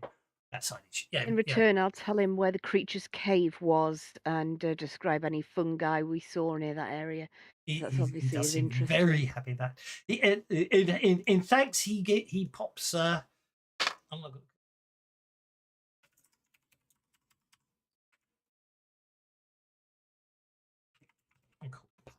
not in packs, are they? We'll just call them first aid. He basically he digs around. He brings up a couple of sort of collections, some bandages and some interesting looking pastes, and basically first aid herbs. They give a +1 to a healing skill roll, magical healing, and pops them in the party sheet. Thank you.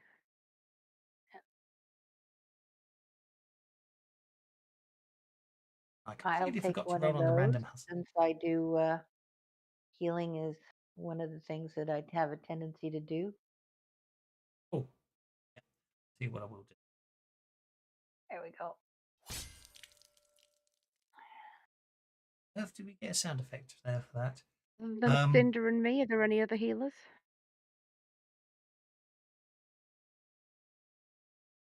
Okay, I'll take that as a no, and I'll take the other set. There you go. It would appear. I forgot to roll on the random encounters in random tables in the radiation. Okay, so it only takes you and with that full shortcut. It's about 5:10 when you find yourselves coming out the other side of the forest. Well, I say coming out the other side. You notice up ahead there seems to be a very large clearing in the forest up ahead. The whole area around it seems to be sort of very much trampled down, and any grass or foliage that would have been there seems to have died off, as it were. And there's a large wooden palisade type structure where you can above it you can see what appears to be a couple of round towers at one end, and at the other end a sort of elevated platform. Yeah, how many power points could we have regained during our eating our meal and resting? You get your 5 power points back. Very much. Awesome. 5 power points. If you would like to make some site-based notice checks.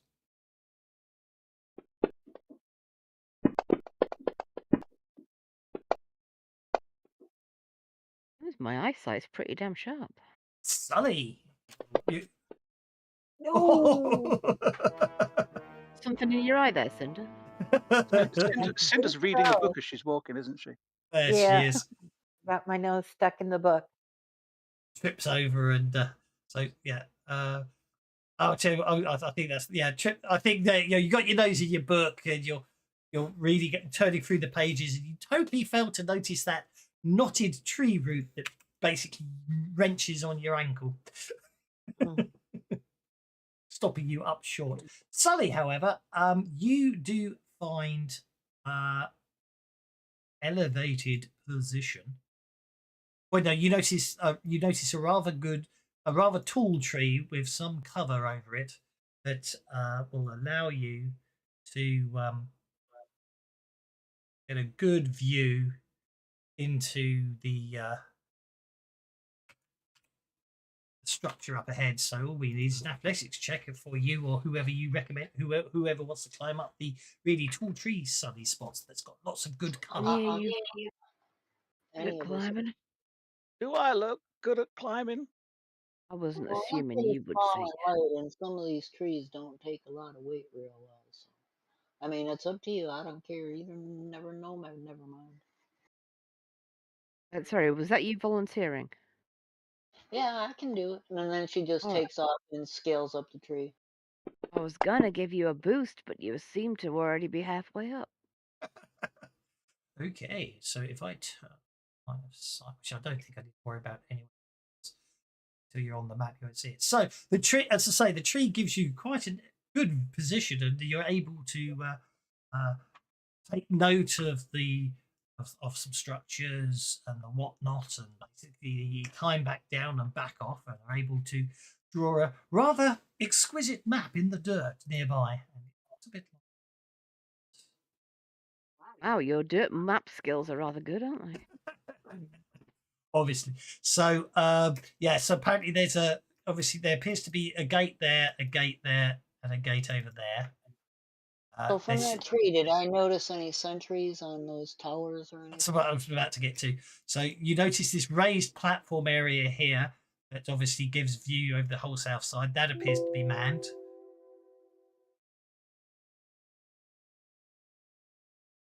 Which side of this are we on, by the way?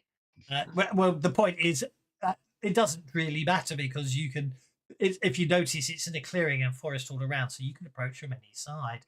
So there appears to be two towers over here, but they're covered, so you're not sure. You couldn't make out if there was anything in them. There's a very large this map doesn't actually have it, but there's a very large tent here that you could see you can see what's beneath it.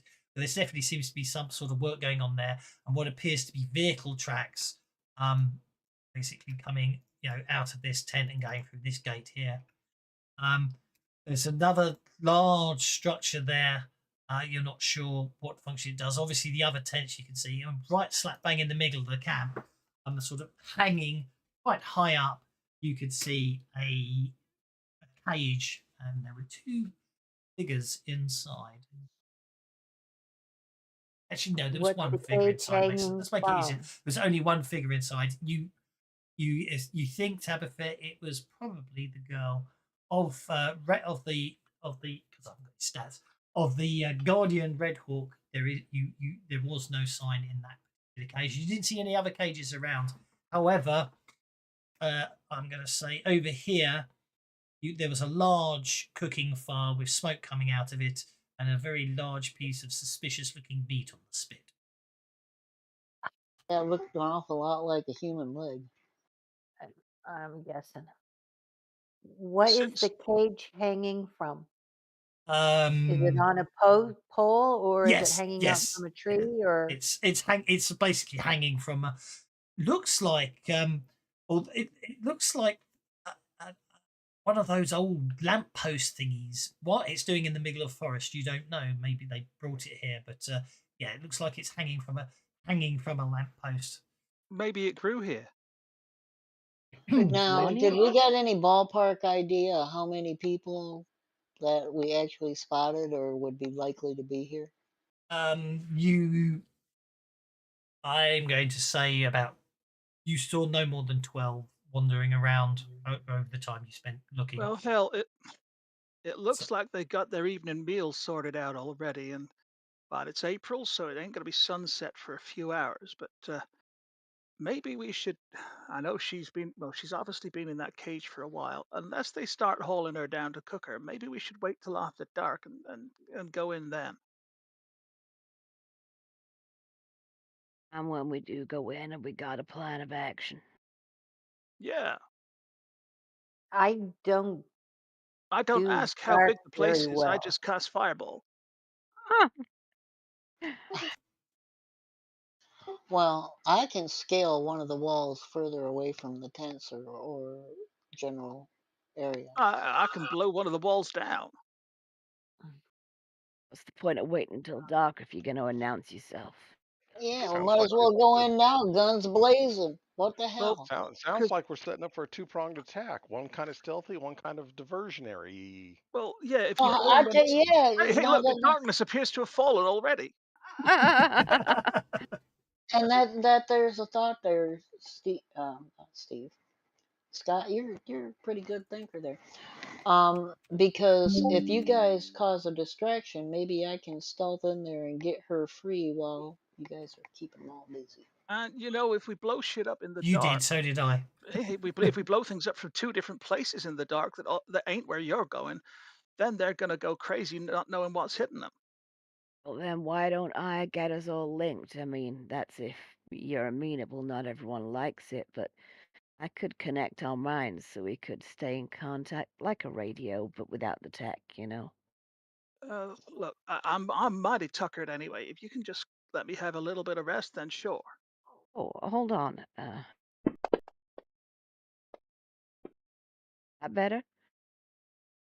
Ooh, that for about an hour that'll be fine.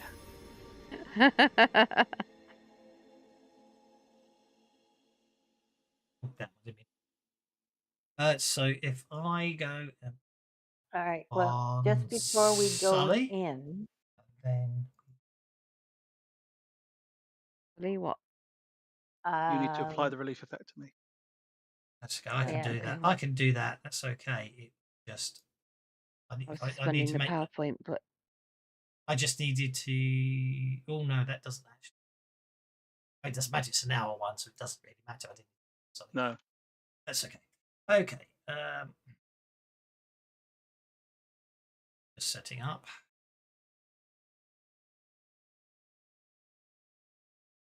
how big is this camp, one end to the other?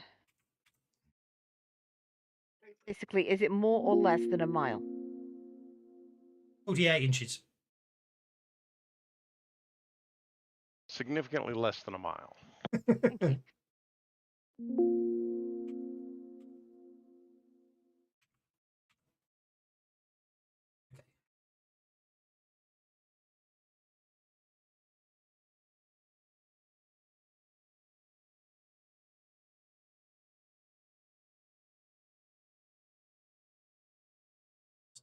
So,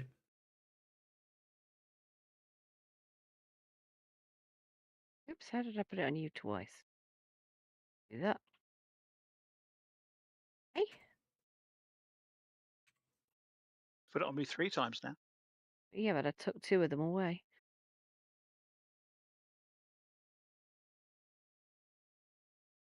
already You know done what? it. After all that, I should probably roll the damn thing. Oh, mine. Yeah. Okay. Okay. So what And you that's need to do is one. obviously what you need to do. You need to target friendly. You can't. You have to do. We have to do it manually.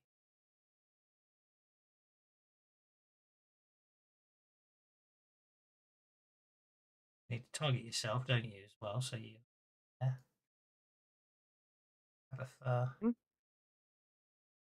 Cinder. I There already you put go. it on everyone. Did you?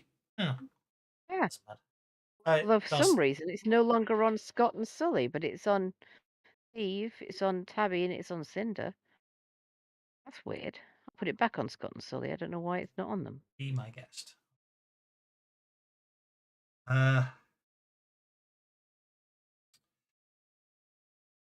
Maybe the power just didn't like us to. I don't know. I was going to say it doesn't like people beginning with S, but then I realised there's only Tabitha who doesn't have a name that is an S.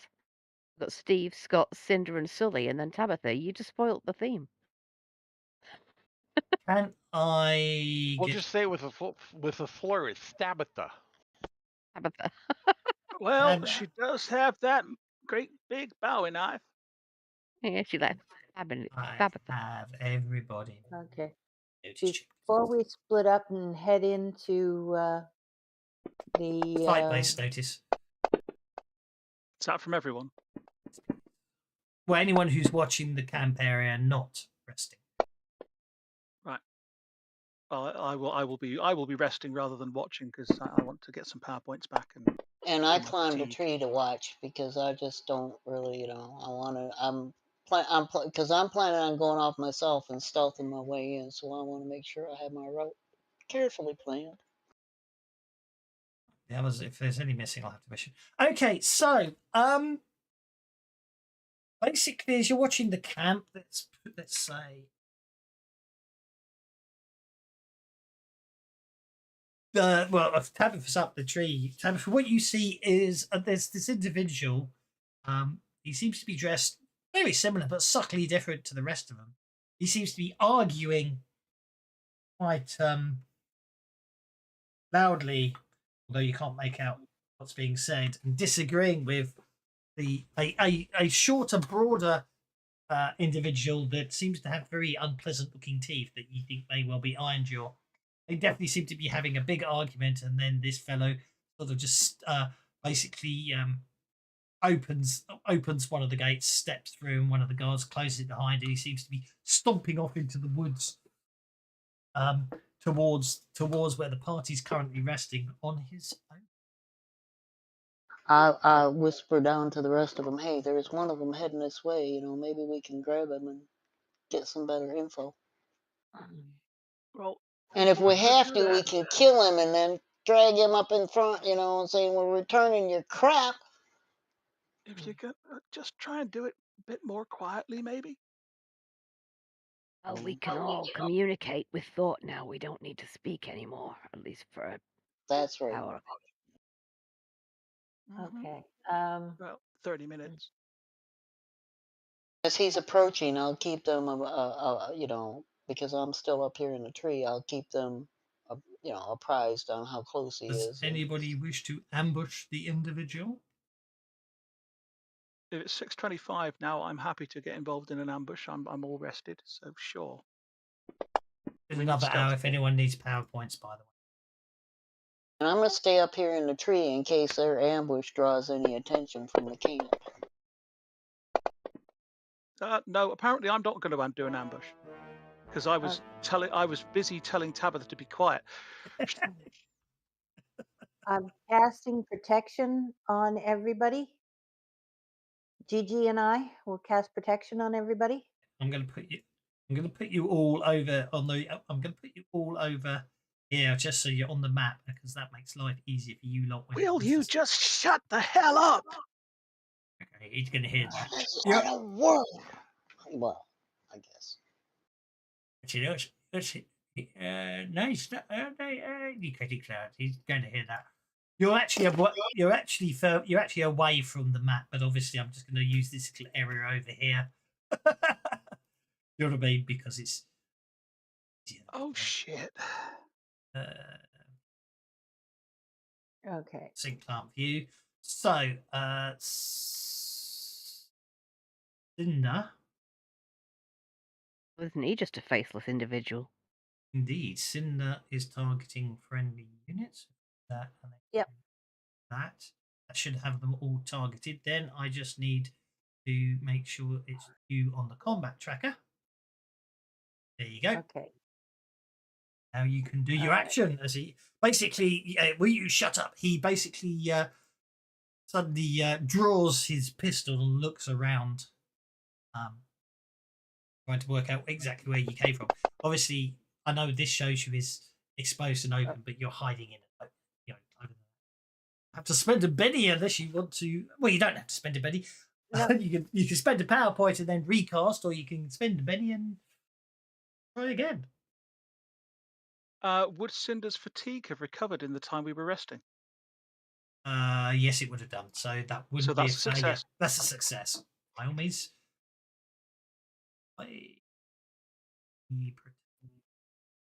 Standard 1. That would just be armor +2 for everyone, won't it? Yes, I There we believe go. so. Quite nice and fast. Okay, let's see what this guy's how this guy notice goes this time. Oh, he sees you. He's far away from the cat. He goes, "Who are you?" He says. As I say, he's still got a pistol. So he's basically he's got a what looks like a police pistol, a 45, halfway out of the side holster. He hasn't actually drawn it out yet, but it's half out, as it were. He's already cocked it, ready. Goes, who's out there? How far away is he? Let's put him that far, shall we? Okay. I ain't in the mood for any of your games, mind you, if that's you. Iron Jaw, if that's you, I should say. No, I'm pretty sure that's not me. The name's Normal Steve. You know what? You're gonna get a Benny.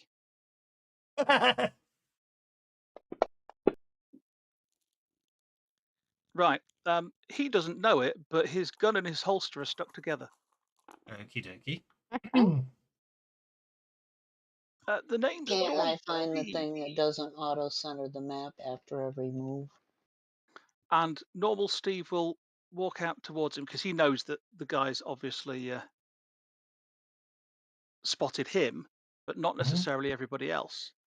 And So I'll walk forward under options, very last option of the first section per user, token center and or select. I think you can just turn it to off. I've changed it to select because that's a new setting and I want to see what that does. and then as Steve walks forward, he'll turn his head to one side, Gollum style, and go, "Will you shut up? You're not supposed to tell people who you are. Hey, I didn't. He might be friendly. Will you be? People out here don't tend to be friendly, do they? But they might be. They might be. He might be a friend." And Steve will play that he was shouting at himself because he's got a dual personality as he kind of just walks a little bit further towards this guy. The guy still holds his hand on the thing, but he goes, "What are you lot doing out here? You should be careful. Iron Jaw's got a Iron Jaw is not one to mess with, and he knows you're out here. He'll send the boys out to capture you." Who's Ironjaw? I don't know anyone called Ironjaw. Do you know anyone called Ironjaw? No, we're just out here on our own, him and me.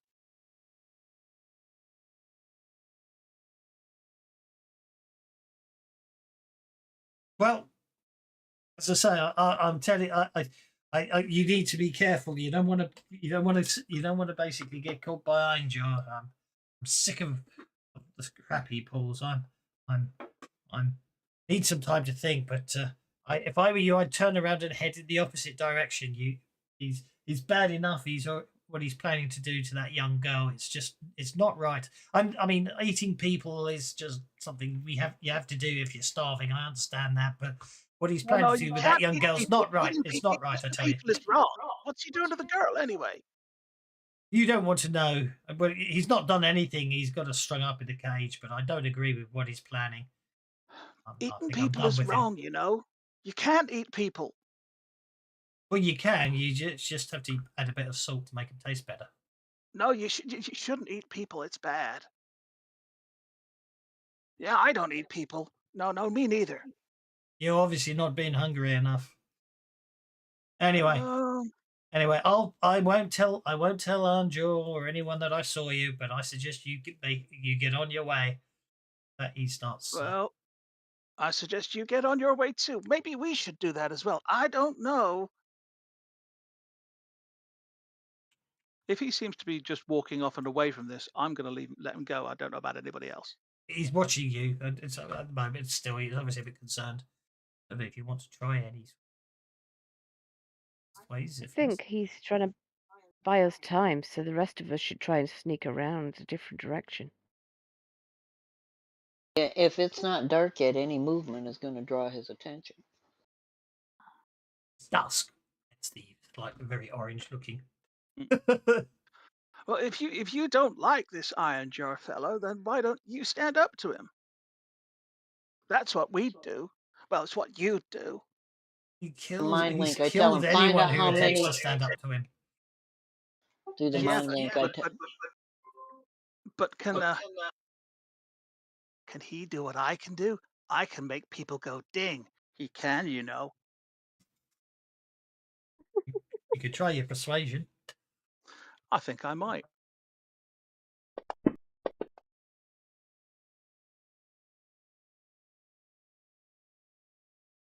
Now, it does depend on what he thinks about muties. Because I'm wearing very obvious Doomsayer robes. I've probably got my shades on so we can't see the eyes, but so maybe I should use my free reroll. Maybe no, I'll get rid of my -1. I mean, there can't be that many people with this iron jar guy, especially if you're leaving him. How many's left? That was a really good question. I'm glad you thought of that. No, it wasn't me. It was them. Says Steve, pointing at a different shoulder to the one he's been turning towards when he's been talking to himself. Well, it's been we've had some bad luck lately. We've lost a few lately.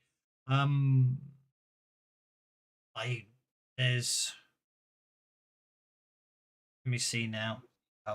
He holds up both his hands and goes, "There's more than that," he says, holding up both his hands.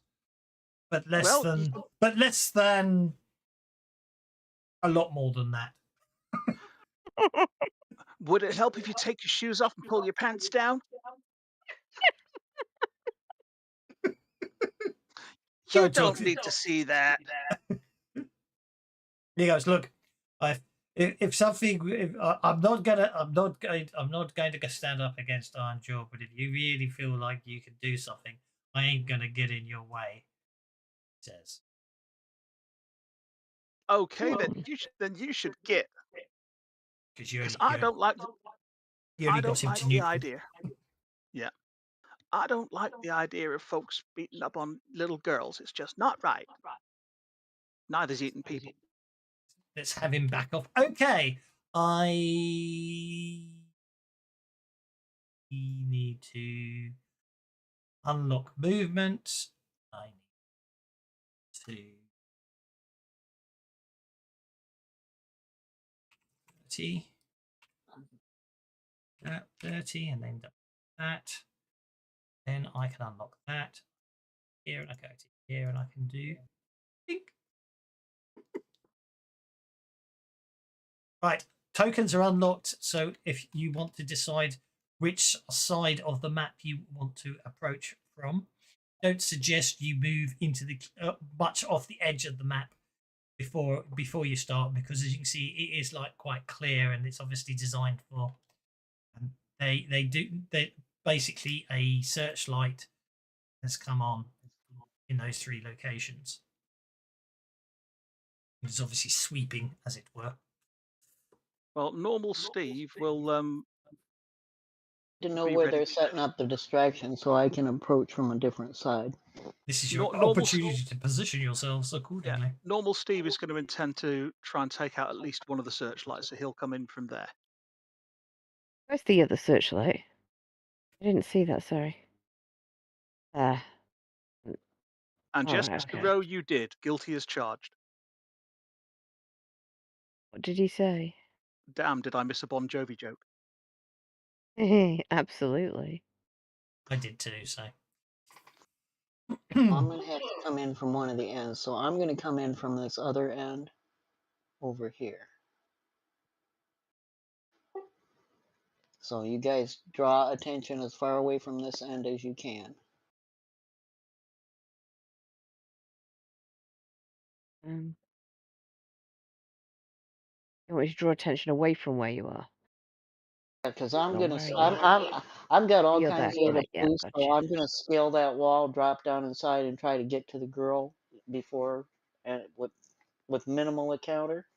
But one of my other hindrances is Death Wish. I will die trying to save that girl, and that ties in with my shamed as well. So Okay, so as we're all mentally connected, we could time this that we all kick off at exactly the same time, the distraction people from both sides at once.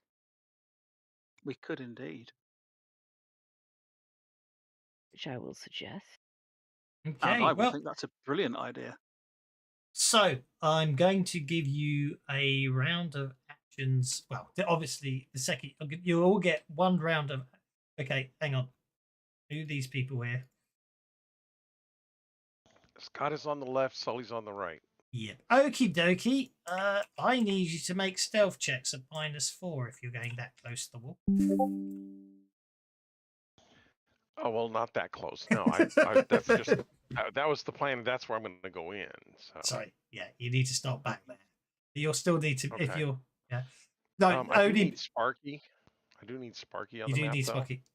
No, it was Uh, pointing out who was responsible for the impromptu cardiac surgery.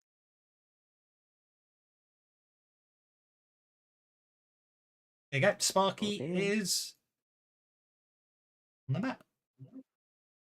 Okay, if you're approaching directly towards one of the searchlights, you will need to make a stealth check. It won't be -4. I was just being on there. Be a -2. But we're starting with Sully. So let's see what Sully does first. Now unlock Well, if we're all tokens. agreeing to go on hold, can we? Let me rephrase that. If we're all agreeing to act at the same time, can we go on hold until does action and then all activate at once? That's what you're doing. Or are we all effectively on hold anyway? That is what we're doing. Yes. Right, okay, I misunderstood. Fine. In which case, I am going to either blast a hole in the wall or blast the gate off, whichever one seems like it's the weakest point with bolt power. Well, the gates are metal. The walls are wood. All it is then. Go for it. So I'm going to blast the wall about there. Wasn't me moving there. That was just me pointing really That's fine. badly. Well, yeah, you all get to go have one action, but it's all going to be simultaneous. Is the point I'm trying to make? Do we have the drop? Depends. No, you're not going to get the drop because they're in cover, which would negate the drop anyway. If you're going for the round towers, which you are. What I will say is you do technically have the drop, but it's going to be negated by the towers, so don't bother. Be negated by cover, so don't worry about. You know what I mean? But the drop would affect the number one, the drop would affect the activation roll, not necessarily the hit roll. And number two, I'm using a template weapon. That still gives them +4 armor. It gives them +4 armor, but I still get the +4 to cast. You later, Mr. Rowe. Oh, we can manually add 4 on, can't we? Yeah. It just can make a big difference on whether or not a raise happens. Okay, Sully, you do bolt damage on the wall. Neither of them exploded, which is good because explode when breaking stuff. Never mind.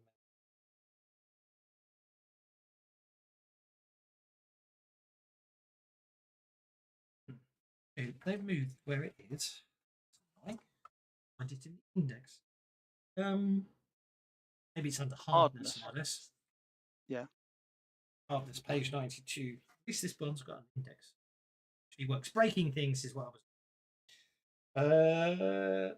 Heavy door 10. No, 9 points of damage won't do it.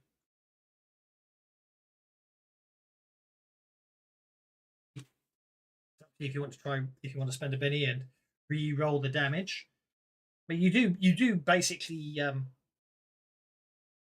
damage the wood quite spectacularly, and it's loud and impressive and stuff, but it doesn't blast a hole through the wood. I'm afraid.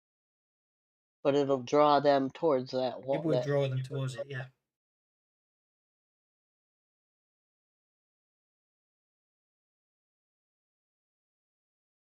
Okay. Take it that's a no re-roll. Sorry. I didn't. If I'd already done my damage thing, I didn't realize you were talking to me. I got distracted. I really apologize. What was your question? Did you want to re-roll because 9 points of damage damage. didn't blow the damage? You need 10 points of damage Yeah, below a sure. hole in the wall. Oh, bloody hell. I'll try one more. It's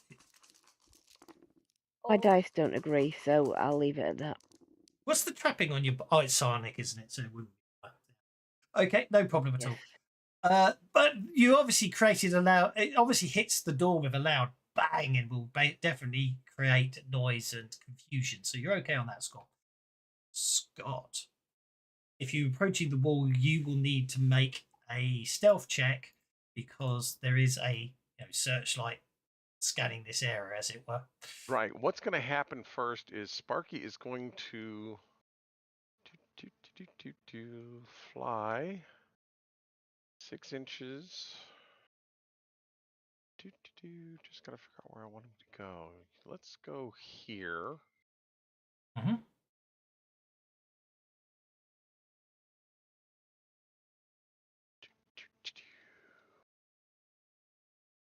And then he's going to create this cloud of smog right there, making it difficult for people to see. And then I will approach the wall. Okay, yep, fine. That will perfectly negate your ability to need to make a stealth check through the searchlights. Brilliant. What do you do when you reach the wall? I am probably going to start trying to climb the wall. Straightforward athletics check, and a success means you'll be at the top of the wall at the end of your turn.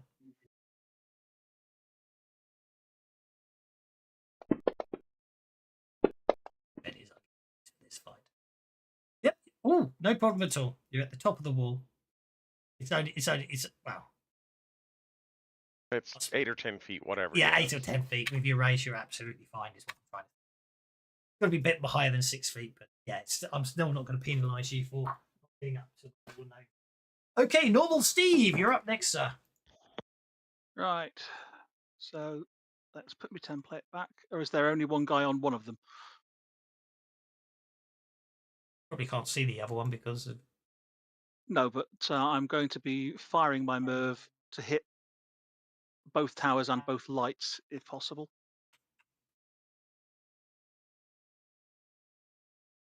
There you go. Targeted for you. So out of the dark will fly multiple teeny tiny missiles, which will then explode all over the lights and any people that are up in the towers. Okie dokie.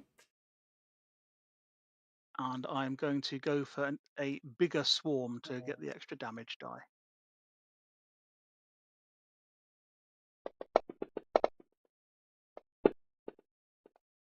Okay, so I got the raise then. Ooh, look, magic missiles. Yeah.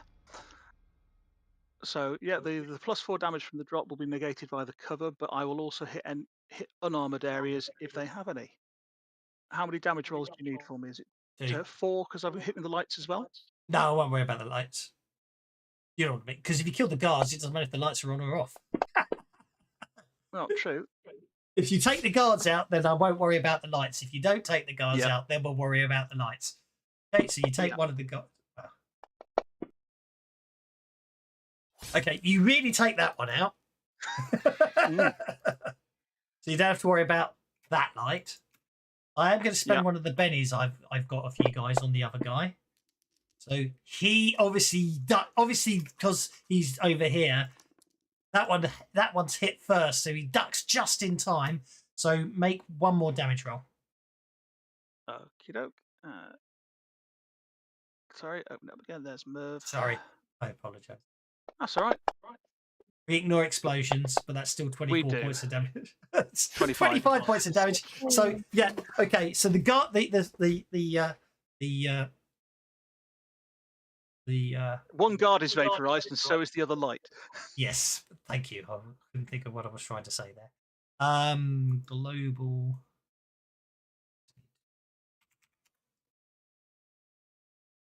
Okay.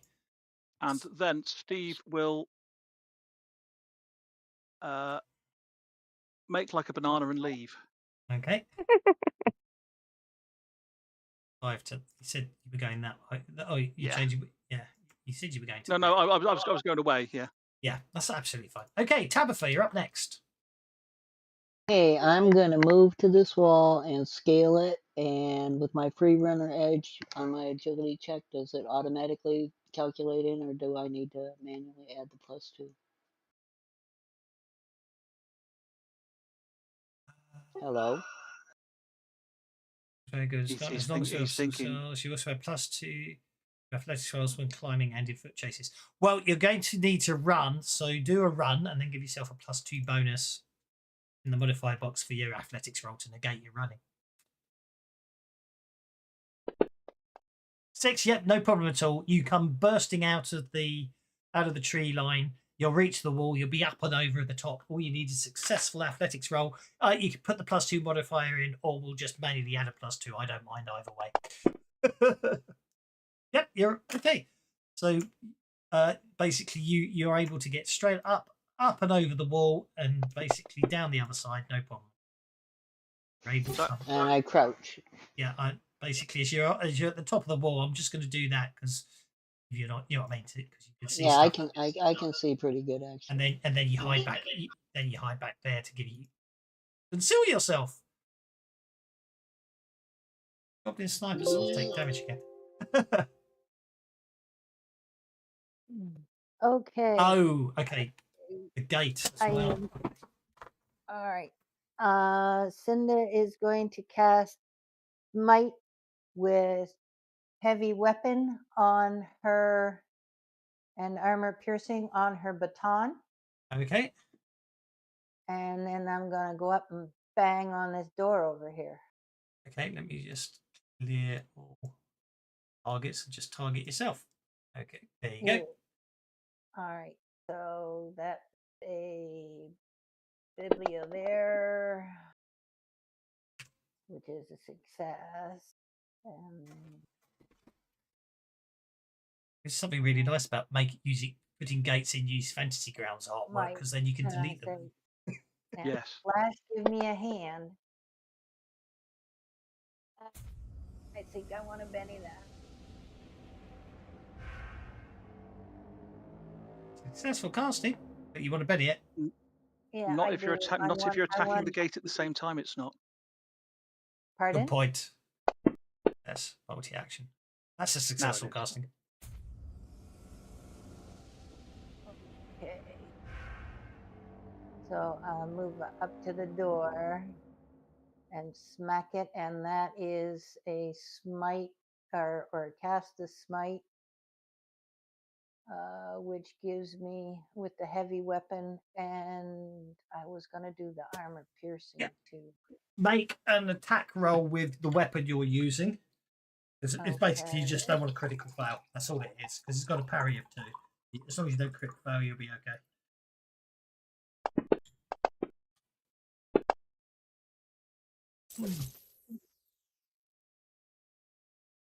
You can reuse a race when breaking things. You just don't explode, do they? I don't think you can actually. Not the page. I'll bloody close it. Page 9. Oh, there's edges and stuff. No aces, no damage bonus or aces. Attacks against solid objects don't get bonus damage from raises. Thank you. I better give you a Benny for that, hadn't I? Okay, roll for damage.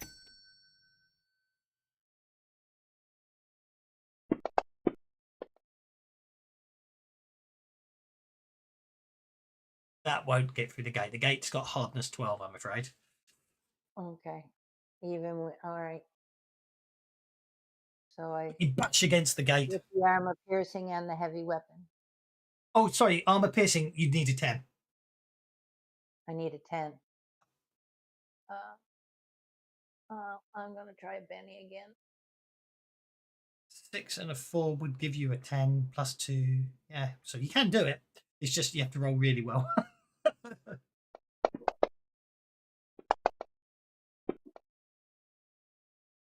How's that? Perfect.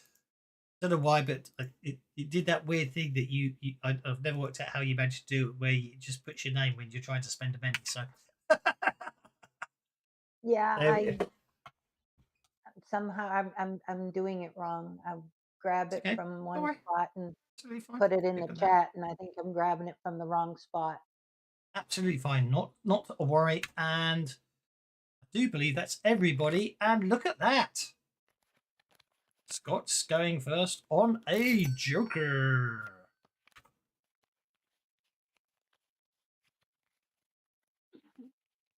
All yours, Scott. Let's say you're at the top of the wall, aren't you?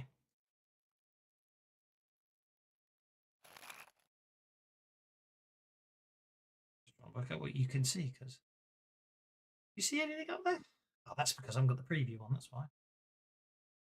I need to move you just to there. So that's there. I need to just work out where I needed to position you on the top of the wall so you can actually see inside the camp. Okay, these two raiders, number 2 and number 3, right here in this tent. Is this like the front of the tent or the back of the tent? What am I seeing right there? There are, I mean, technically speaking, there aren't actual. They're those tents that don't actually have sides. Do you know what I mean? They're more. Okay. Okay. You know the type I mean, don't you? Yeah. So you can get in. You can get in any side you like. Obviously, at the moment, they're running towards the wall where the gate just was taken down. Okay, so Sparky's going to come flying over this direction. Come flying. Sparky is going to come flying. No, Sparky's stuck in the middle of a wall, so he probably won't be able to move. You want him there. Yeah, I want him there to make his smog again. And that means that they will need to make Bigger? vigor checks, yeah. What happens if they fail? They are shaken, coughing Okay. and choking on the smog that is there. Okie dokie. That's a shaken. Of course, that's a shaken for that sniper. And let's see what happens to the sniper. He's also shaken. There you go. Both coughing on the smog. And then while I am sitting up here, Yep. I'm going to... Oops, nope, not you. Me. I'm going to shoot at that guy with my... Actually... No, I don't think that's what I'm going to do. I think I'm going to mumble to myself a little bit. And make my bang bang glow.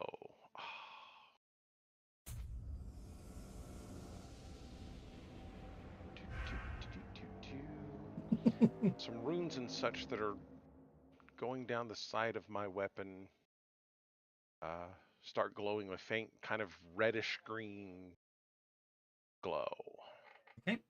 And that will be our actions. Goblin sniper number 2 remains shaken. Which is very... Oh! Okay. Goblin Raider number 2. Goblin Raider, I should say, not Goblin. He's going to run.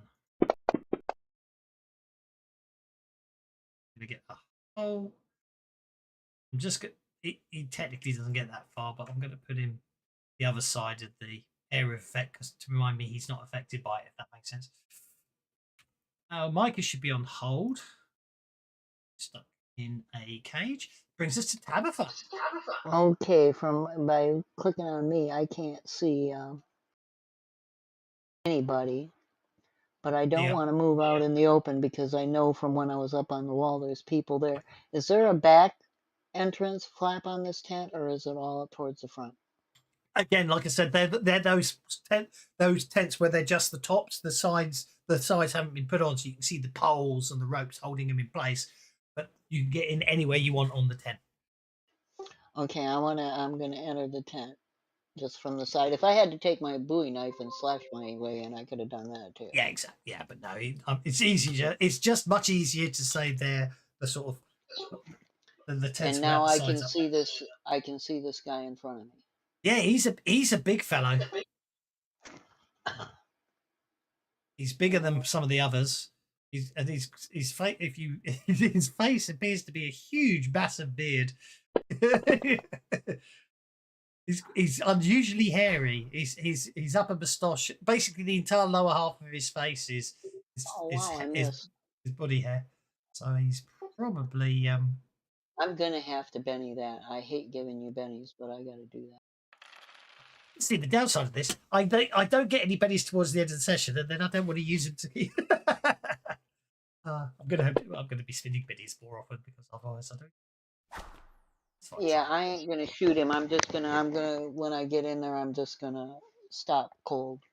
fine. Oh, that reminds me, you forgot to roll a d6 for that bow arrow you shot earlier. Roll a d6 right now. Okay, that's fine. I make it you fired 2 arrows. Watch out when you do re-rolls. It will re-roll still spend an extra point of ammo, so I've artificially put you back up 1.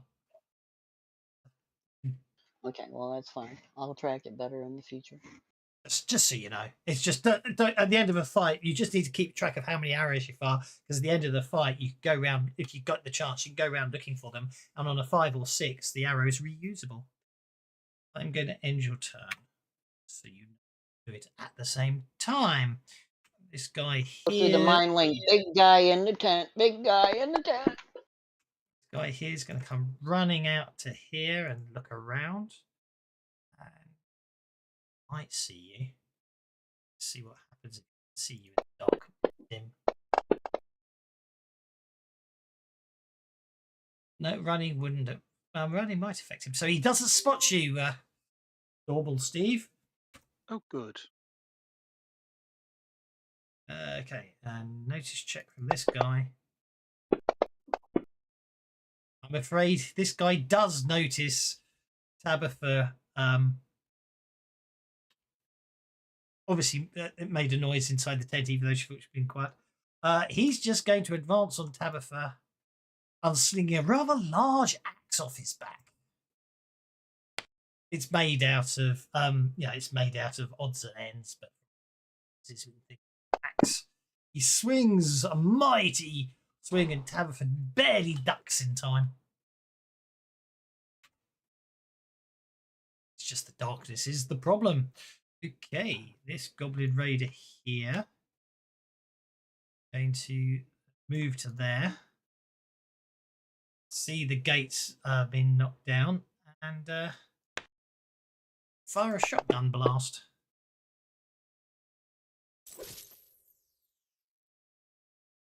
Which is short range and hits Cinder.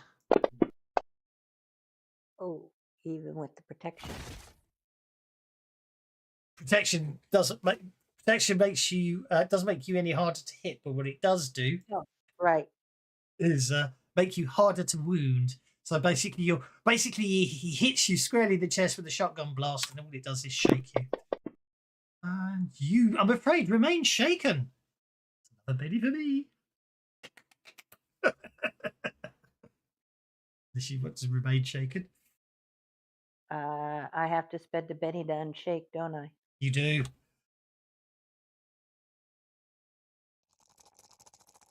Oh, so nice to see that. You haven't got a penny. Anyway, you unshake. What do you want to do?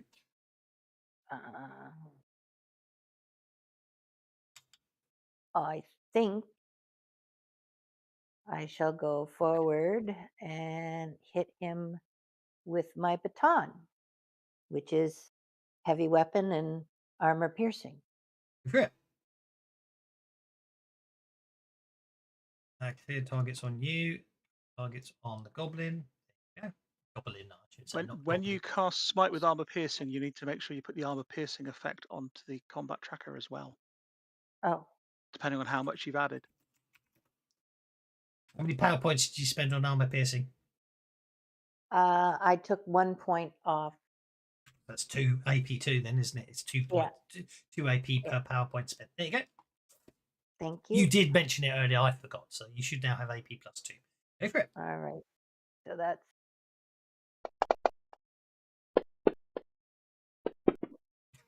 I think you might have hit him.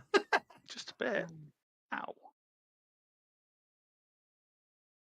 Let's see if I can do some decent amount of damage here. You most certainly do. I've got plenty of bennies, so I might use one. Oh, look at that. It was a successful soaking, but it wasn't enough. Goblin Raider is incapacitated. Okay. Can I use the rest of my movement to move towards 1 inch of movement left. Tabitha? I think. Yeah, you've got 1 inch of movement left. Is that it? There Oh. you go. Thank you. Okay. My God.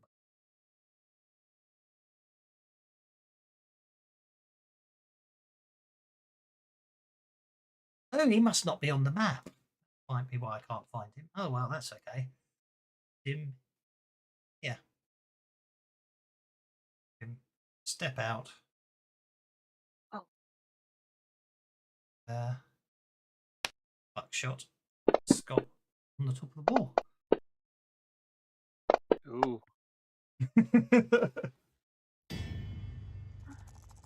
Even with the oh yeah, damn, I don't know, I said buckshot, so that's a mistake on my it's a goblin bruiser. That explains a lot. Yeah, so he literally unslings a grenade launcher and fires it at you. It's obviously firing like a buckshot grenade type thing, so that hits you squarely in the chest.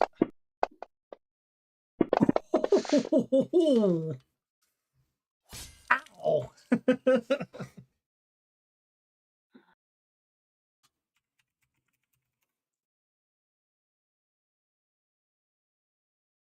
Yeah, Scott is dead. It's a giant shotgun shell filled with steel balls, and like the beanbag, can only be fired from a launcher. It's a small cone template. So it will basically blows the wall out. It blows out the wall behind Scott as well. That whole section of wall just vanishes. Scott not with us at the moment. Okay, did my job for me there. I vote that Scott soaks, even though he's not here to do it. Well, I Yeah, think no, so. I'm here to soak it. I just, yeah, I'm coming back. Where is my buttons? Oh, wow, 4 wounds. Good grief. Yeah, you got hit by a giant shotgun shell. I'm afraid to say. I'm gonna spend 1 more just because. Yeah. Okay. Only soaked 1. Ow. Yeah. Sorry. Basically, you got hit by a buckshot grenade. And So it did went it- poorly. It went very poorly. Yeah. I thought it was just a shotgun, but I didn't realize that was a bruiser.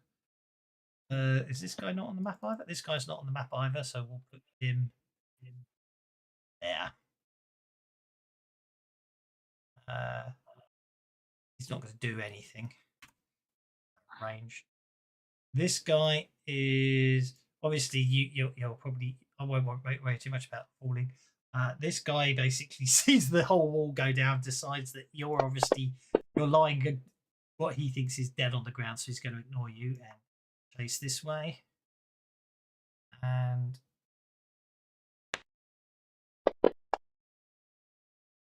just fires his shotgun not blindly, but basically missing Syndra by ages, taking huge chunks out of the wood behind her. We got 2 Goblin Bruiser 3s on here.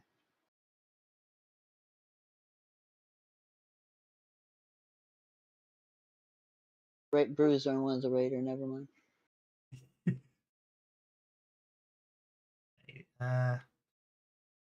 This Goblin Bruiser over here. Well, he sees this one over here basically blast a huge section out of the wall and hit Scott. So he just carries on ladling the meat on the spit, thinking he doesn't need to get involved just yet. And Normal Steve is up next. Right, so normal Steve is going to move back up the wall and out a little ways.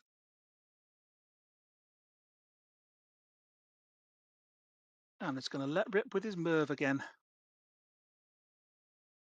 because I know there's still somebody up in that tower. Mm-hmm. So let's. Though I can't see him, I know he's up there. So if you could target him for me as well, He was still targeted from last time. brilliant. So we will launch at them again.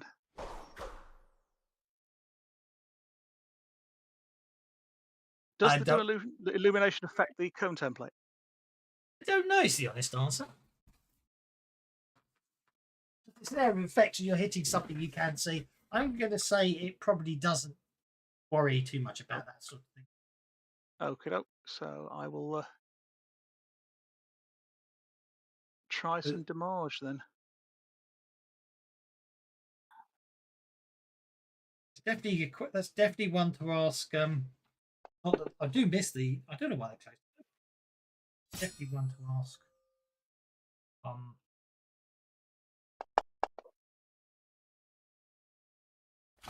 Isn't it? I do miss the being able to ask questions like that. Best we get now is the unofficial where we all debate whether. Yeah. In the old days, Clint would just tell you no.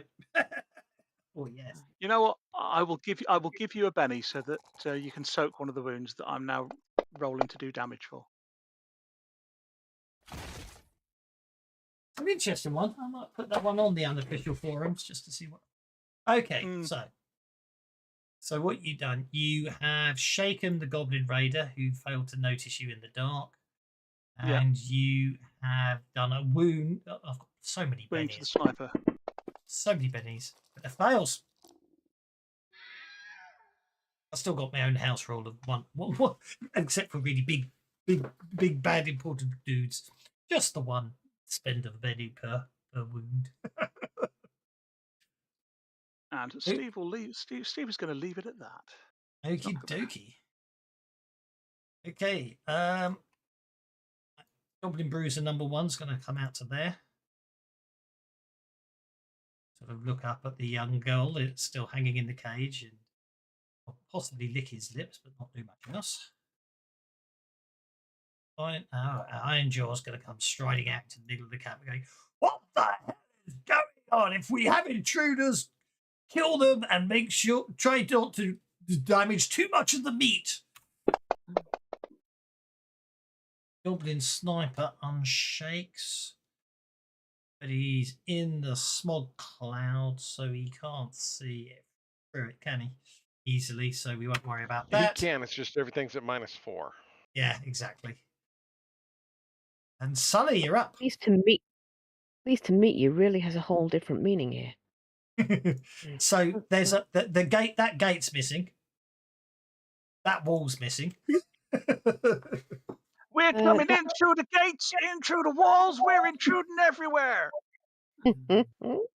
Big bada boom, Betty's for all, says Old Orc. Okie dokie. Thank you.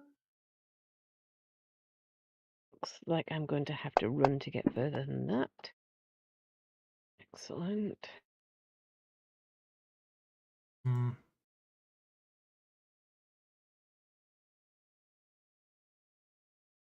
The distinct impression Jiminy's making a cyborg. You could be right about that. What makes you think that? All them cyborg edges I've got.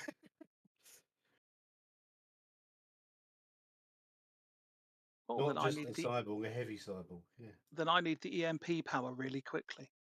I've got the improved EMP shielding. So I'm your friend. Ooh.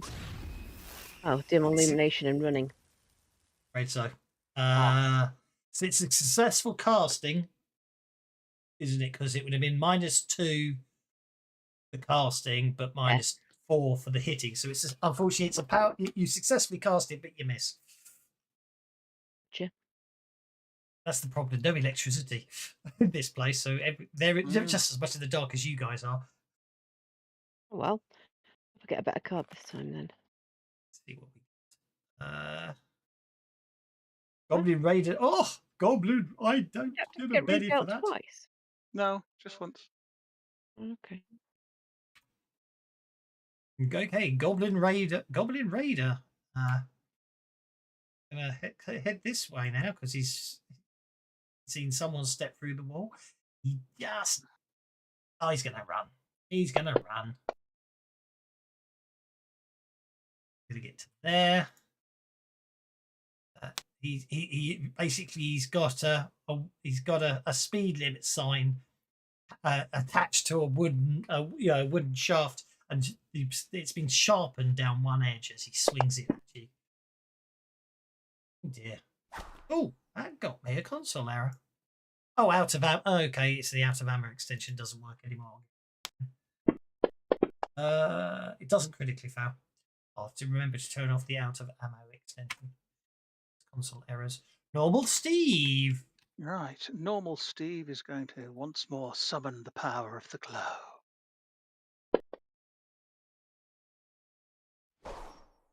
That will be a successful cast because Yeah, successful casting cast. the power won't make a difference, but I do want to target it, so I'm going to give you a Benny.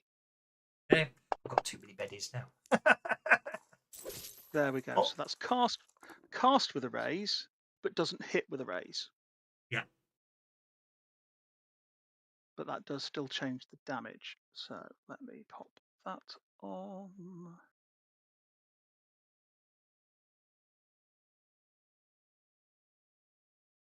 And then since I get a free targeting of it with the casting, I will just drop the damage straight on that guy.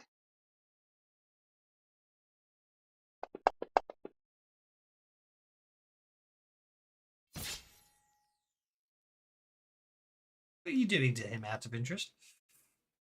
I am, Manipulation, yeah. yes, I'm manipulating his molecules so that they are discombobulated. That sounds painful. It is. He falls apart at a molecular level. Turns to jelly, literally. Yes. And then I shall head in there. Okay. Goblin Raider. Oh, sorry, Goblin Brute, I should say. Bruiser. He's obviously quite content that he's finished off Scott. He's just going to come wading in. Goblin Raider basically seems to be carrying what possibly was a really farmer's axe, but he's basically rebalanced it to make it much more usable as a weapon. In the dimness, Sully ducks, avoiding the axe blow. This guy's going to advance. This guy's going to advance on Cinder, firing his shotgun again. And missing. Iron Jaw. Let's try this way. Stand near the cage that contains Micah. Tabby's up next. Okay, when he took the swing at me before that I managed to duck, I'm going to step around. I'll have ducked to his side. Mhm. And I'm just going to pull out my bowie knife and you better take the move so I can target him. Yeah, no. It's I just couldn't accept it because it's the old token on area icon. I shouldn't have mattered that I couldn't see him. I'm right there. He's right on top of me. Yeah, I agreed. His parry's 6 though, so you would have missed on a 5 anyway.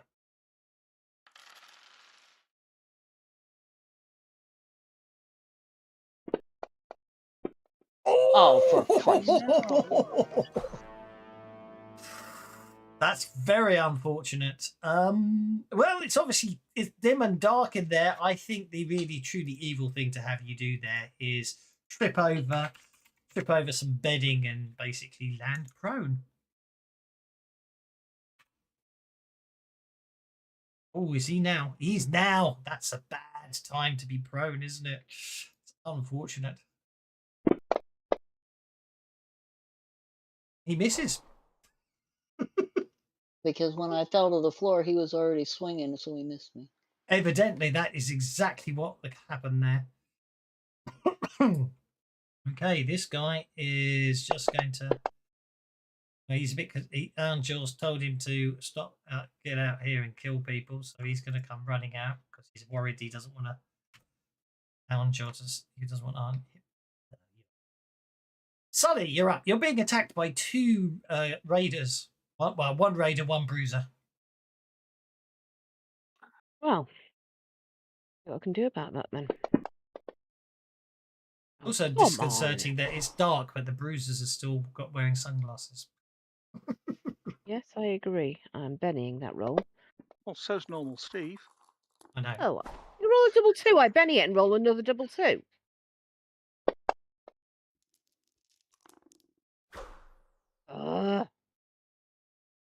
Hang on, that's a Yeah. successful casting and it hits because you're right point blank up to him. Thank you. I appreciate that. You don't need all of those bones in your body, do you? Apparently he does. Apparently, he doesn't seem to be affected by that. Hmm. I don't know how many bennies Oh, I've cool. got, but it's ridiculous.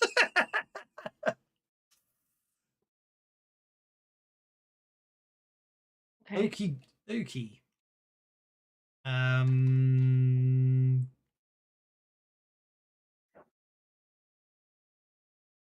That's where the combat tracker is. That's on Sully. Indeed, Sully's turn. No, I won't. Okay.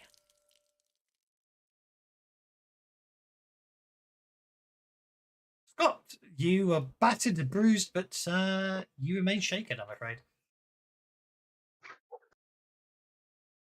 Yeah, you know what? Let's go ahead and unshake. Where's my buttons? Buttons. And since most of this wall is open, I'm going to step back onto some of the debris.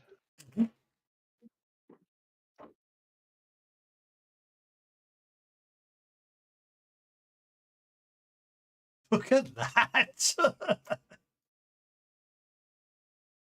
Let's move that. There you go. I couldn't get the targeting working. There you go.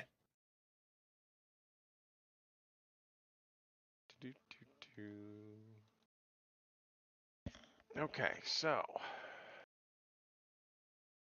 I step back a little bit, and basically all of the wood and so forth that's kind of scattered around the ground here, all kind of lifts up and starts to not do anything. So let me go ahead and Benny that once.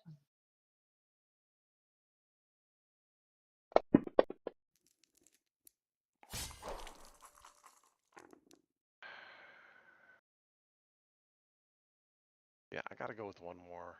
Come on, make this work. No. Oh, yes. Aha! Okay, so basically all the splinters kind of start picking up off the ground a little bit and glowing this same red-green color. And I say, clean up your mess. Roll the damage.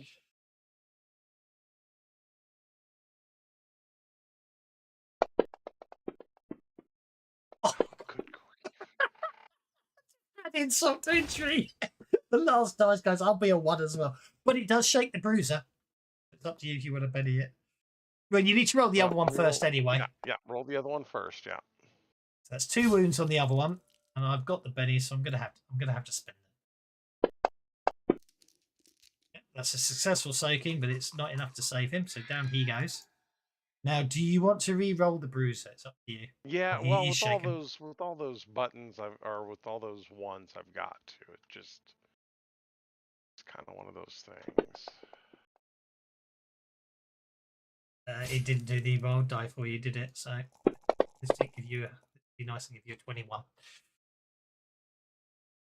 which is 3 wounds. Right, I've got some bennies, so I can spend the benny. You just gave me. Oh, I'm afraid he takes a wound, but he's still standing. I expected as much, yeah. Okay, and these guys are all still standing around up here choking, so I think actually they probably do they have to keep on their turn if they have to make a bigger check. Yeah, if they're still in there, they still have to make the check. Yeah. Okay, because this guy obviously this guy hasn't been yet. But one of them has been, and one of them hasn't been. Sniper 1. Let's not work out where he's. There. I keep picking you by somehow. There he is. Okay. Let's just shake him. There we go. I'll assume he automatically failed last turn. There we go. Okay, Sparky. What's Sparky up to?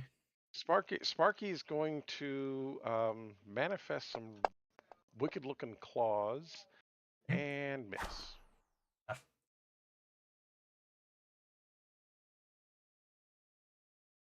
Okay.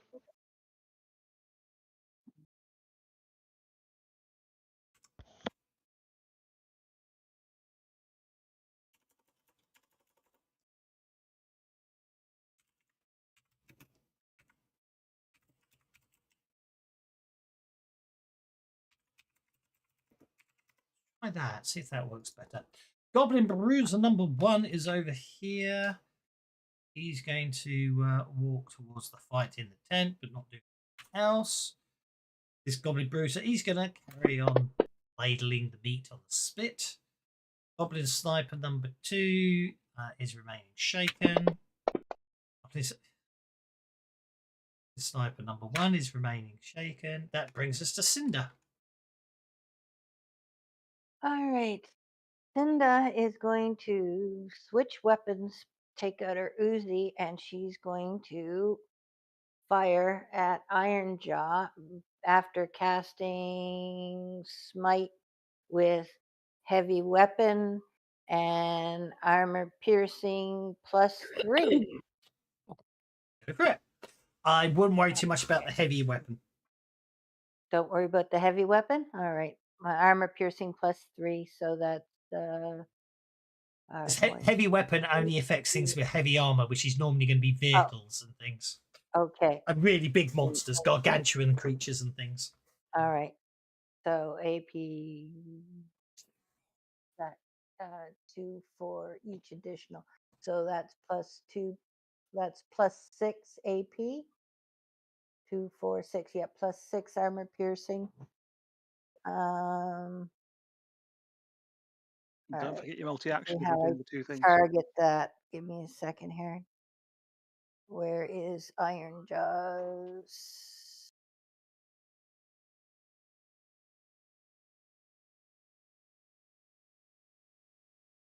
Oh, sorry. I think I targeted the wrong guy.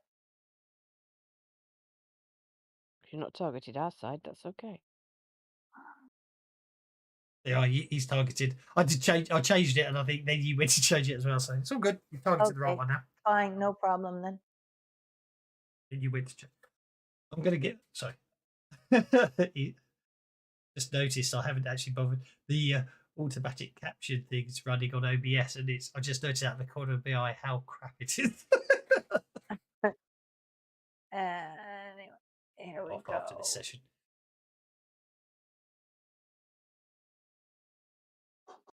Combat. And let's see how we do here.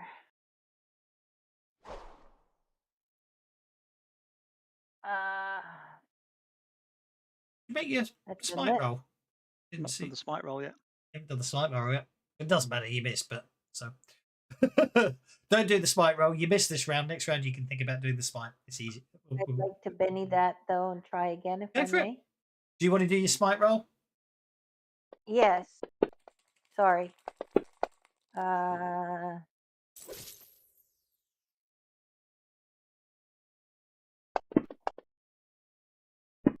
So there's this to hit. And there is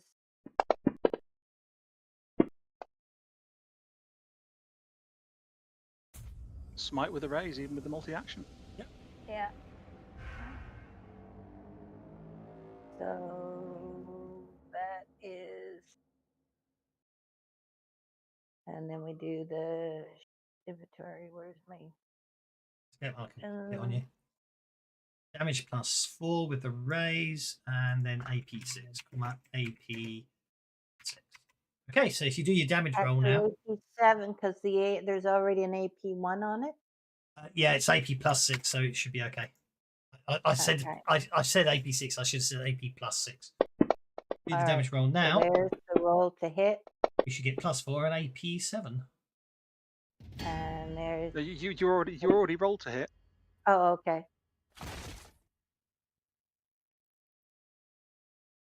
So why didn't that? It didn't do the raise because the previous hit roll was No, a no, normal no, hit. no. It's not the raise. It's it did do the iron jaw. Okay, there we go. So there we go. So toughness 9, bruise +2 gives him toughness 11. He's got armor of 2, so you take it down to 9. You shake him. I didn't notice. I thought it didn't do the AP, but it did. I just missed the fact it did the AP. Okay, you hit him. He's very upset with that. Fellow that he then is. can I step back behind this fence? I assume that's a fence It is a fence. Yeah, you can step behind it. Yeah, for cover. indeed. And let's see, we might get one more round in if we're quick. Don't forget, you've got action cards. Tabitha, you're up first.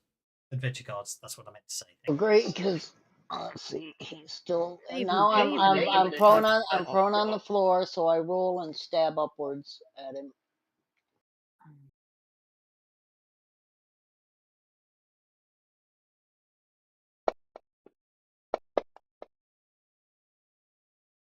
And you hit him.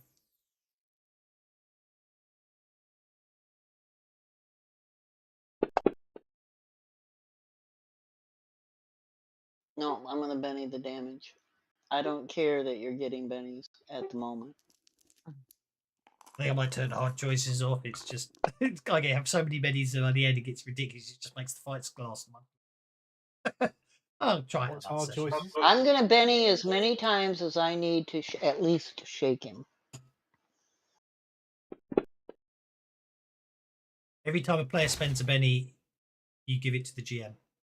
He's GM starts with shaken, no bennies. and so I'm gonna. He's shaken, so I can move away. I'm gonna roll away from him and out from under this side of the tent and roll to my feet. Okie dokie. Now, at this point, even though it's not my action yet, I'm going to give the GM an opportunity to use lots of bennies. Okay. I was saving one of my adventure cards for rescuing the girl, but that's not going to happen this week. So the renown card isn't going to help. So normal Steve, because there's one of those lamps still up there. One of normal Steve's powers is power up, which lets him power up electrical devices. So he's actually going to supercharge the lamp so that it explodes in a huge shower of sparks, which shakes absolutely everybody apart from normal Steve.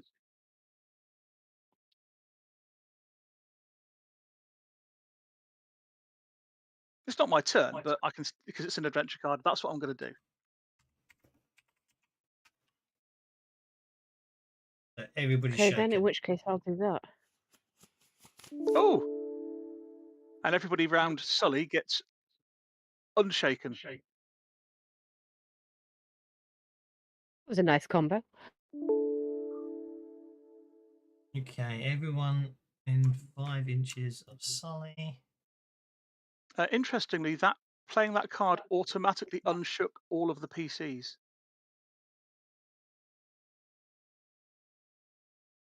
So you need to reshake the ones that aren't me and aren't within 5 inches of Sully.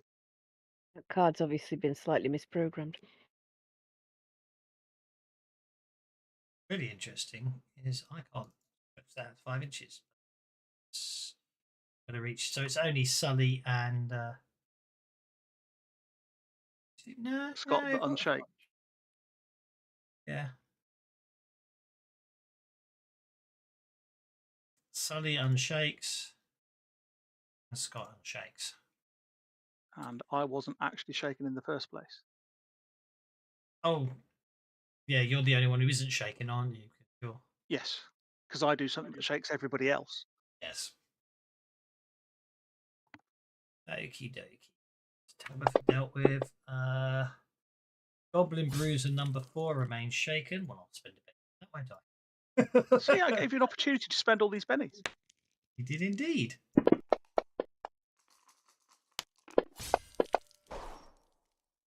He completely fails to hit, but misses. Goblin Raider 4 unshakes. I'll spend a penny anyway, just because too many.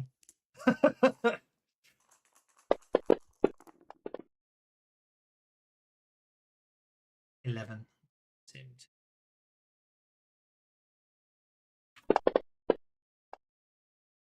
Goblin Bruiser unshakes.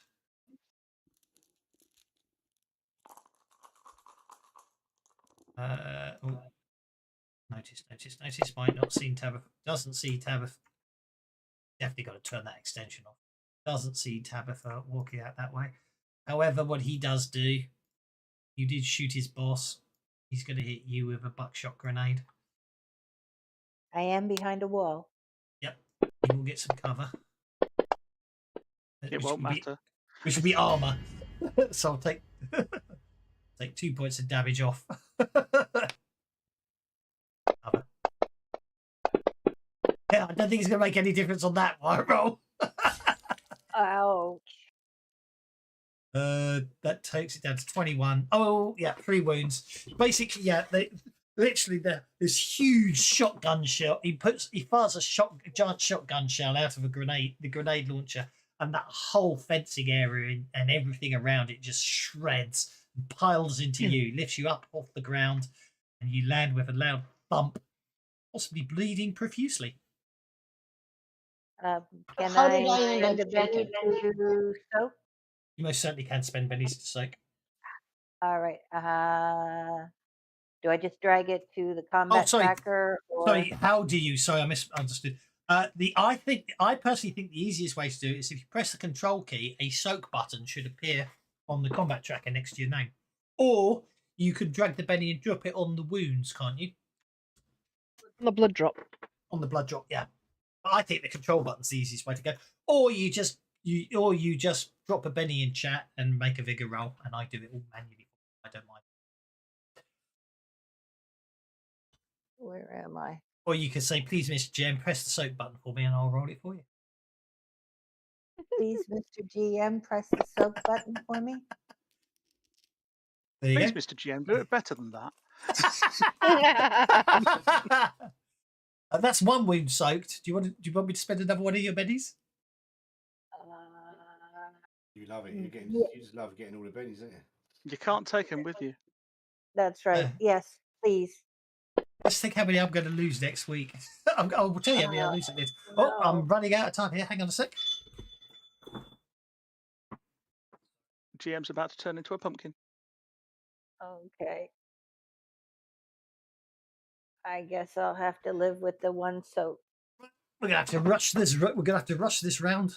They're obviously finishing programs quicker these days. I have to go and be a chauffeur. You've got 2 bennies left. Do you want to spend them? You'll get new ones next week.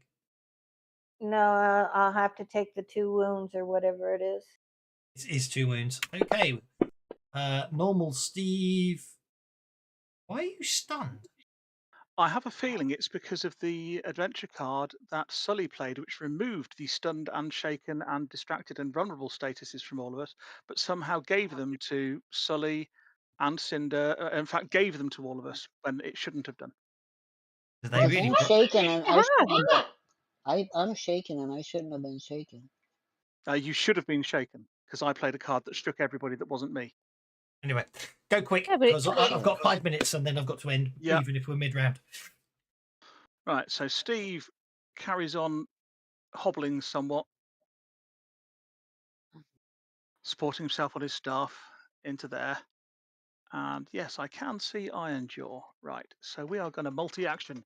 And we're going to cast a power at Iron Jaw, but I'm going to need some bennies for that. Need some bennies, need some more power points, just slightly more. Good to think how many bennies I've got. I'll have to count them in.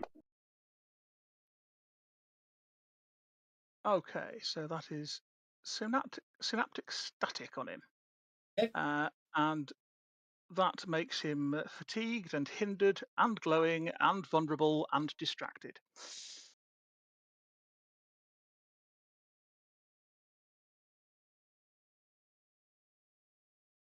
And can you please add the fatigue effect to him for 1 round? He gets to make a smarts roll. Yeah, he does. I don't know how smart he is. He can't be that smart. He can be that smart. The bugger. I'm afraid he's okay. Well, never mind. I can still do this to him anyway. Oh, God, sorry, I forgot you were multi-actioning. I apologise. Go for it. Yeah.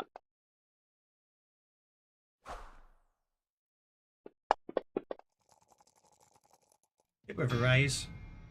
That will do.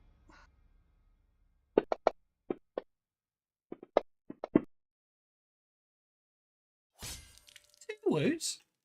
Yes, I start to take him apart molecularly.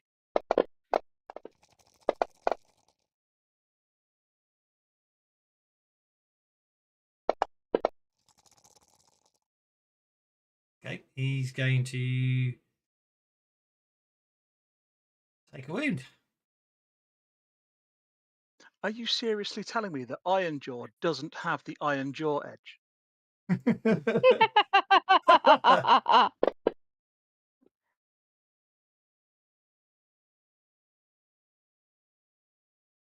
Where's Iron? Where's Iron Jaw? It gives +2 to soak. No, wounds. no, it's not that. You applied It's the at the power. base of that pole where the girl is suspended. No, yeah, no, it wasn't that. It was just the fact that she spent the...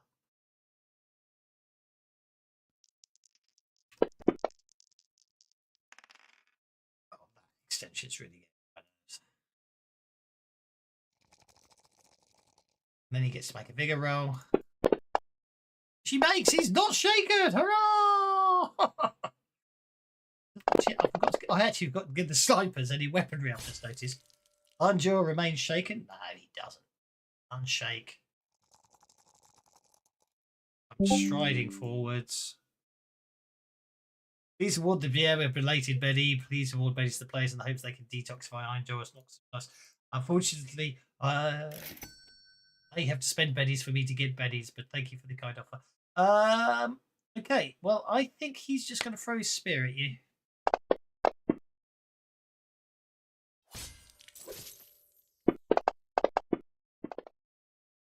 Definitely spending a Benny on that. And another Benny on that, because I've got so many. Oh, really? There we go. Oh,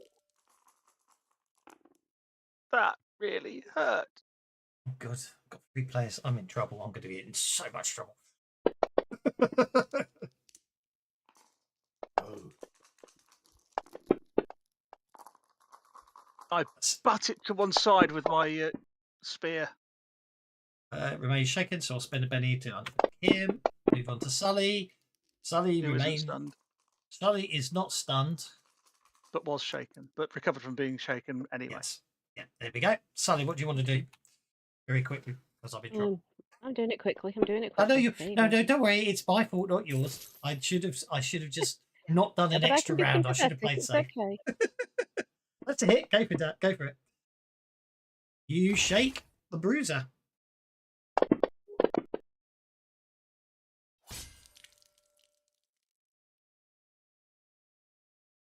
Shaken. Cinder. Linda will cast a healing on herself. You're not stunned. Put a Benny to unshake.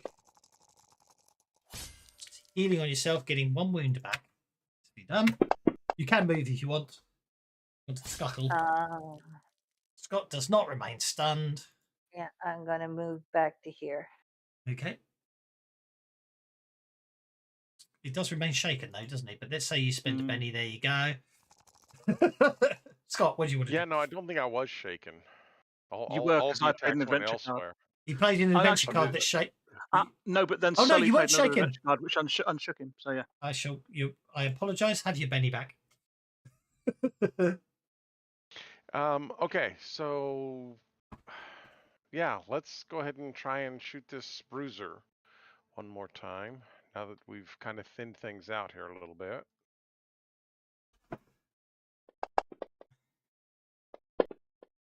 Oh, there we go. That's a hit. Go for it. Roll for damage. I'm going to have to run. 2 wounds. Nice. Oh, wait. Actually, I keep forgetting. I've got Grim Hand of Death. I should be adding +1 to all these damages. And Okay. if you ever roll a 1 to hit, you hit one of us. Yeah. Oh dear. Well, I hit not my target. That's unfortunate. It's always going to be an ally if possible, though. Yeah. Sparky remains shaken. Okay. Then, yeah, Sparky's just going to continue floating there. And because we've all met Jiminy, we know that he's taken Grim Servant of Death as well. And my last guy is unshaking. And we shall leave it there. Sorry, got to take it. Let's see. 1, 2, 3, 4, 5, 6, 7, 8, 9, 10, 11, 12 unspent bennies. Well, thank you very much, guys. I hope you enjoyed our first Hell on Earth session. Next week, hopefully, we'll finish this fight. And we'll see you all next week. And I think it might even be Flash, isn't it, again? Because we didn't have it this Sunday. So it's Flash Gordon. And then Hell on Earth. Take care. See you all next time. Had a lot of fun. Later. Good night.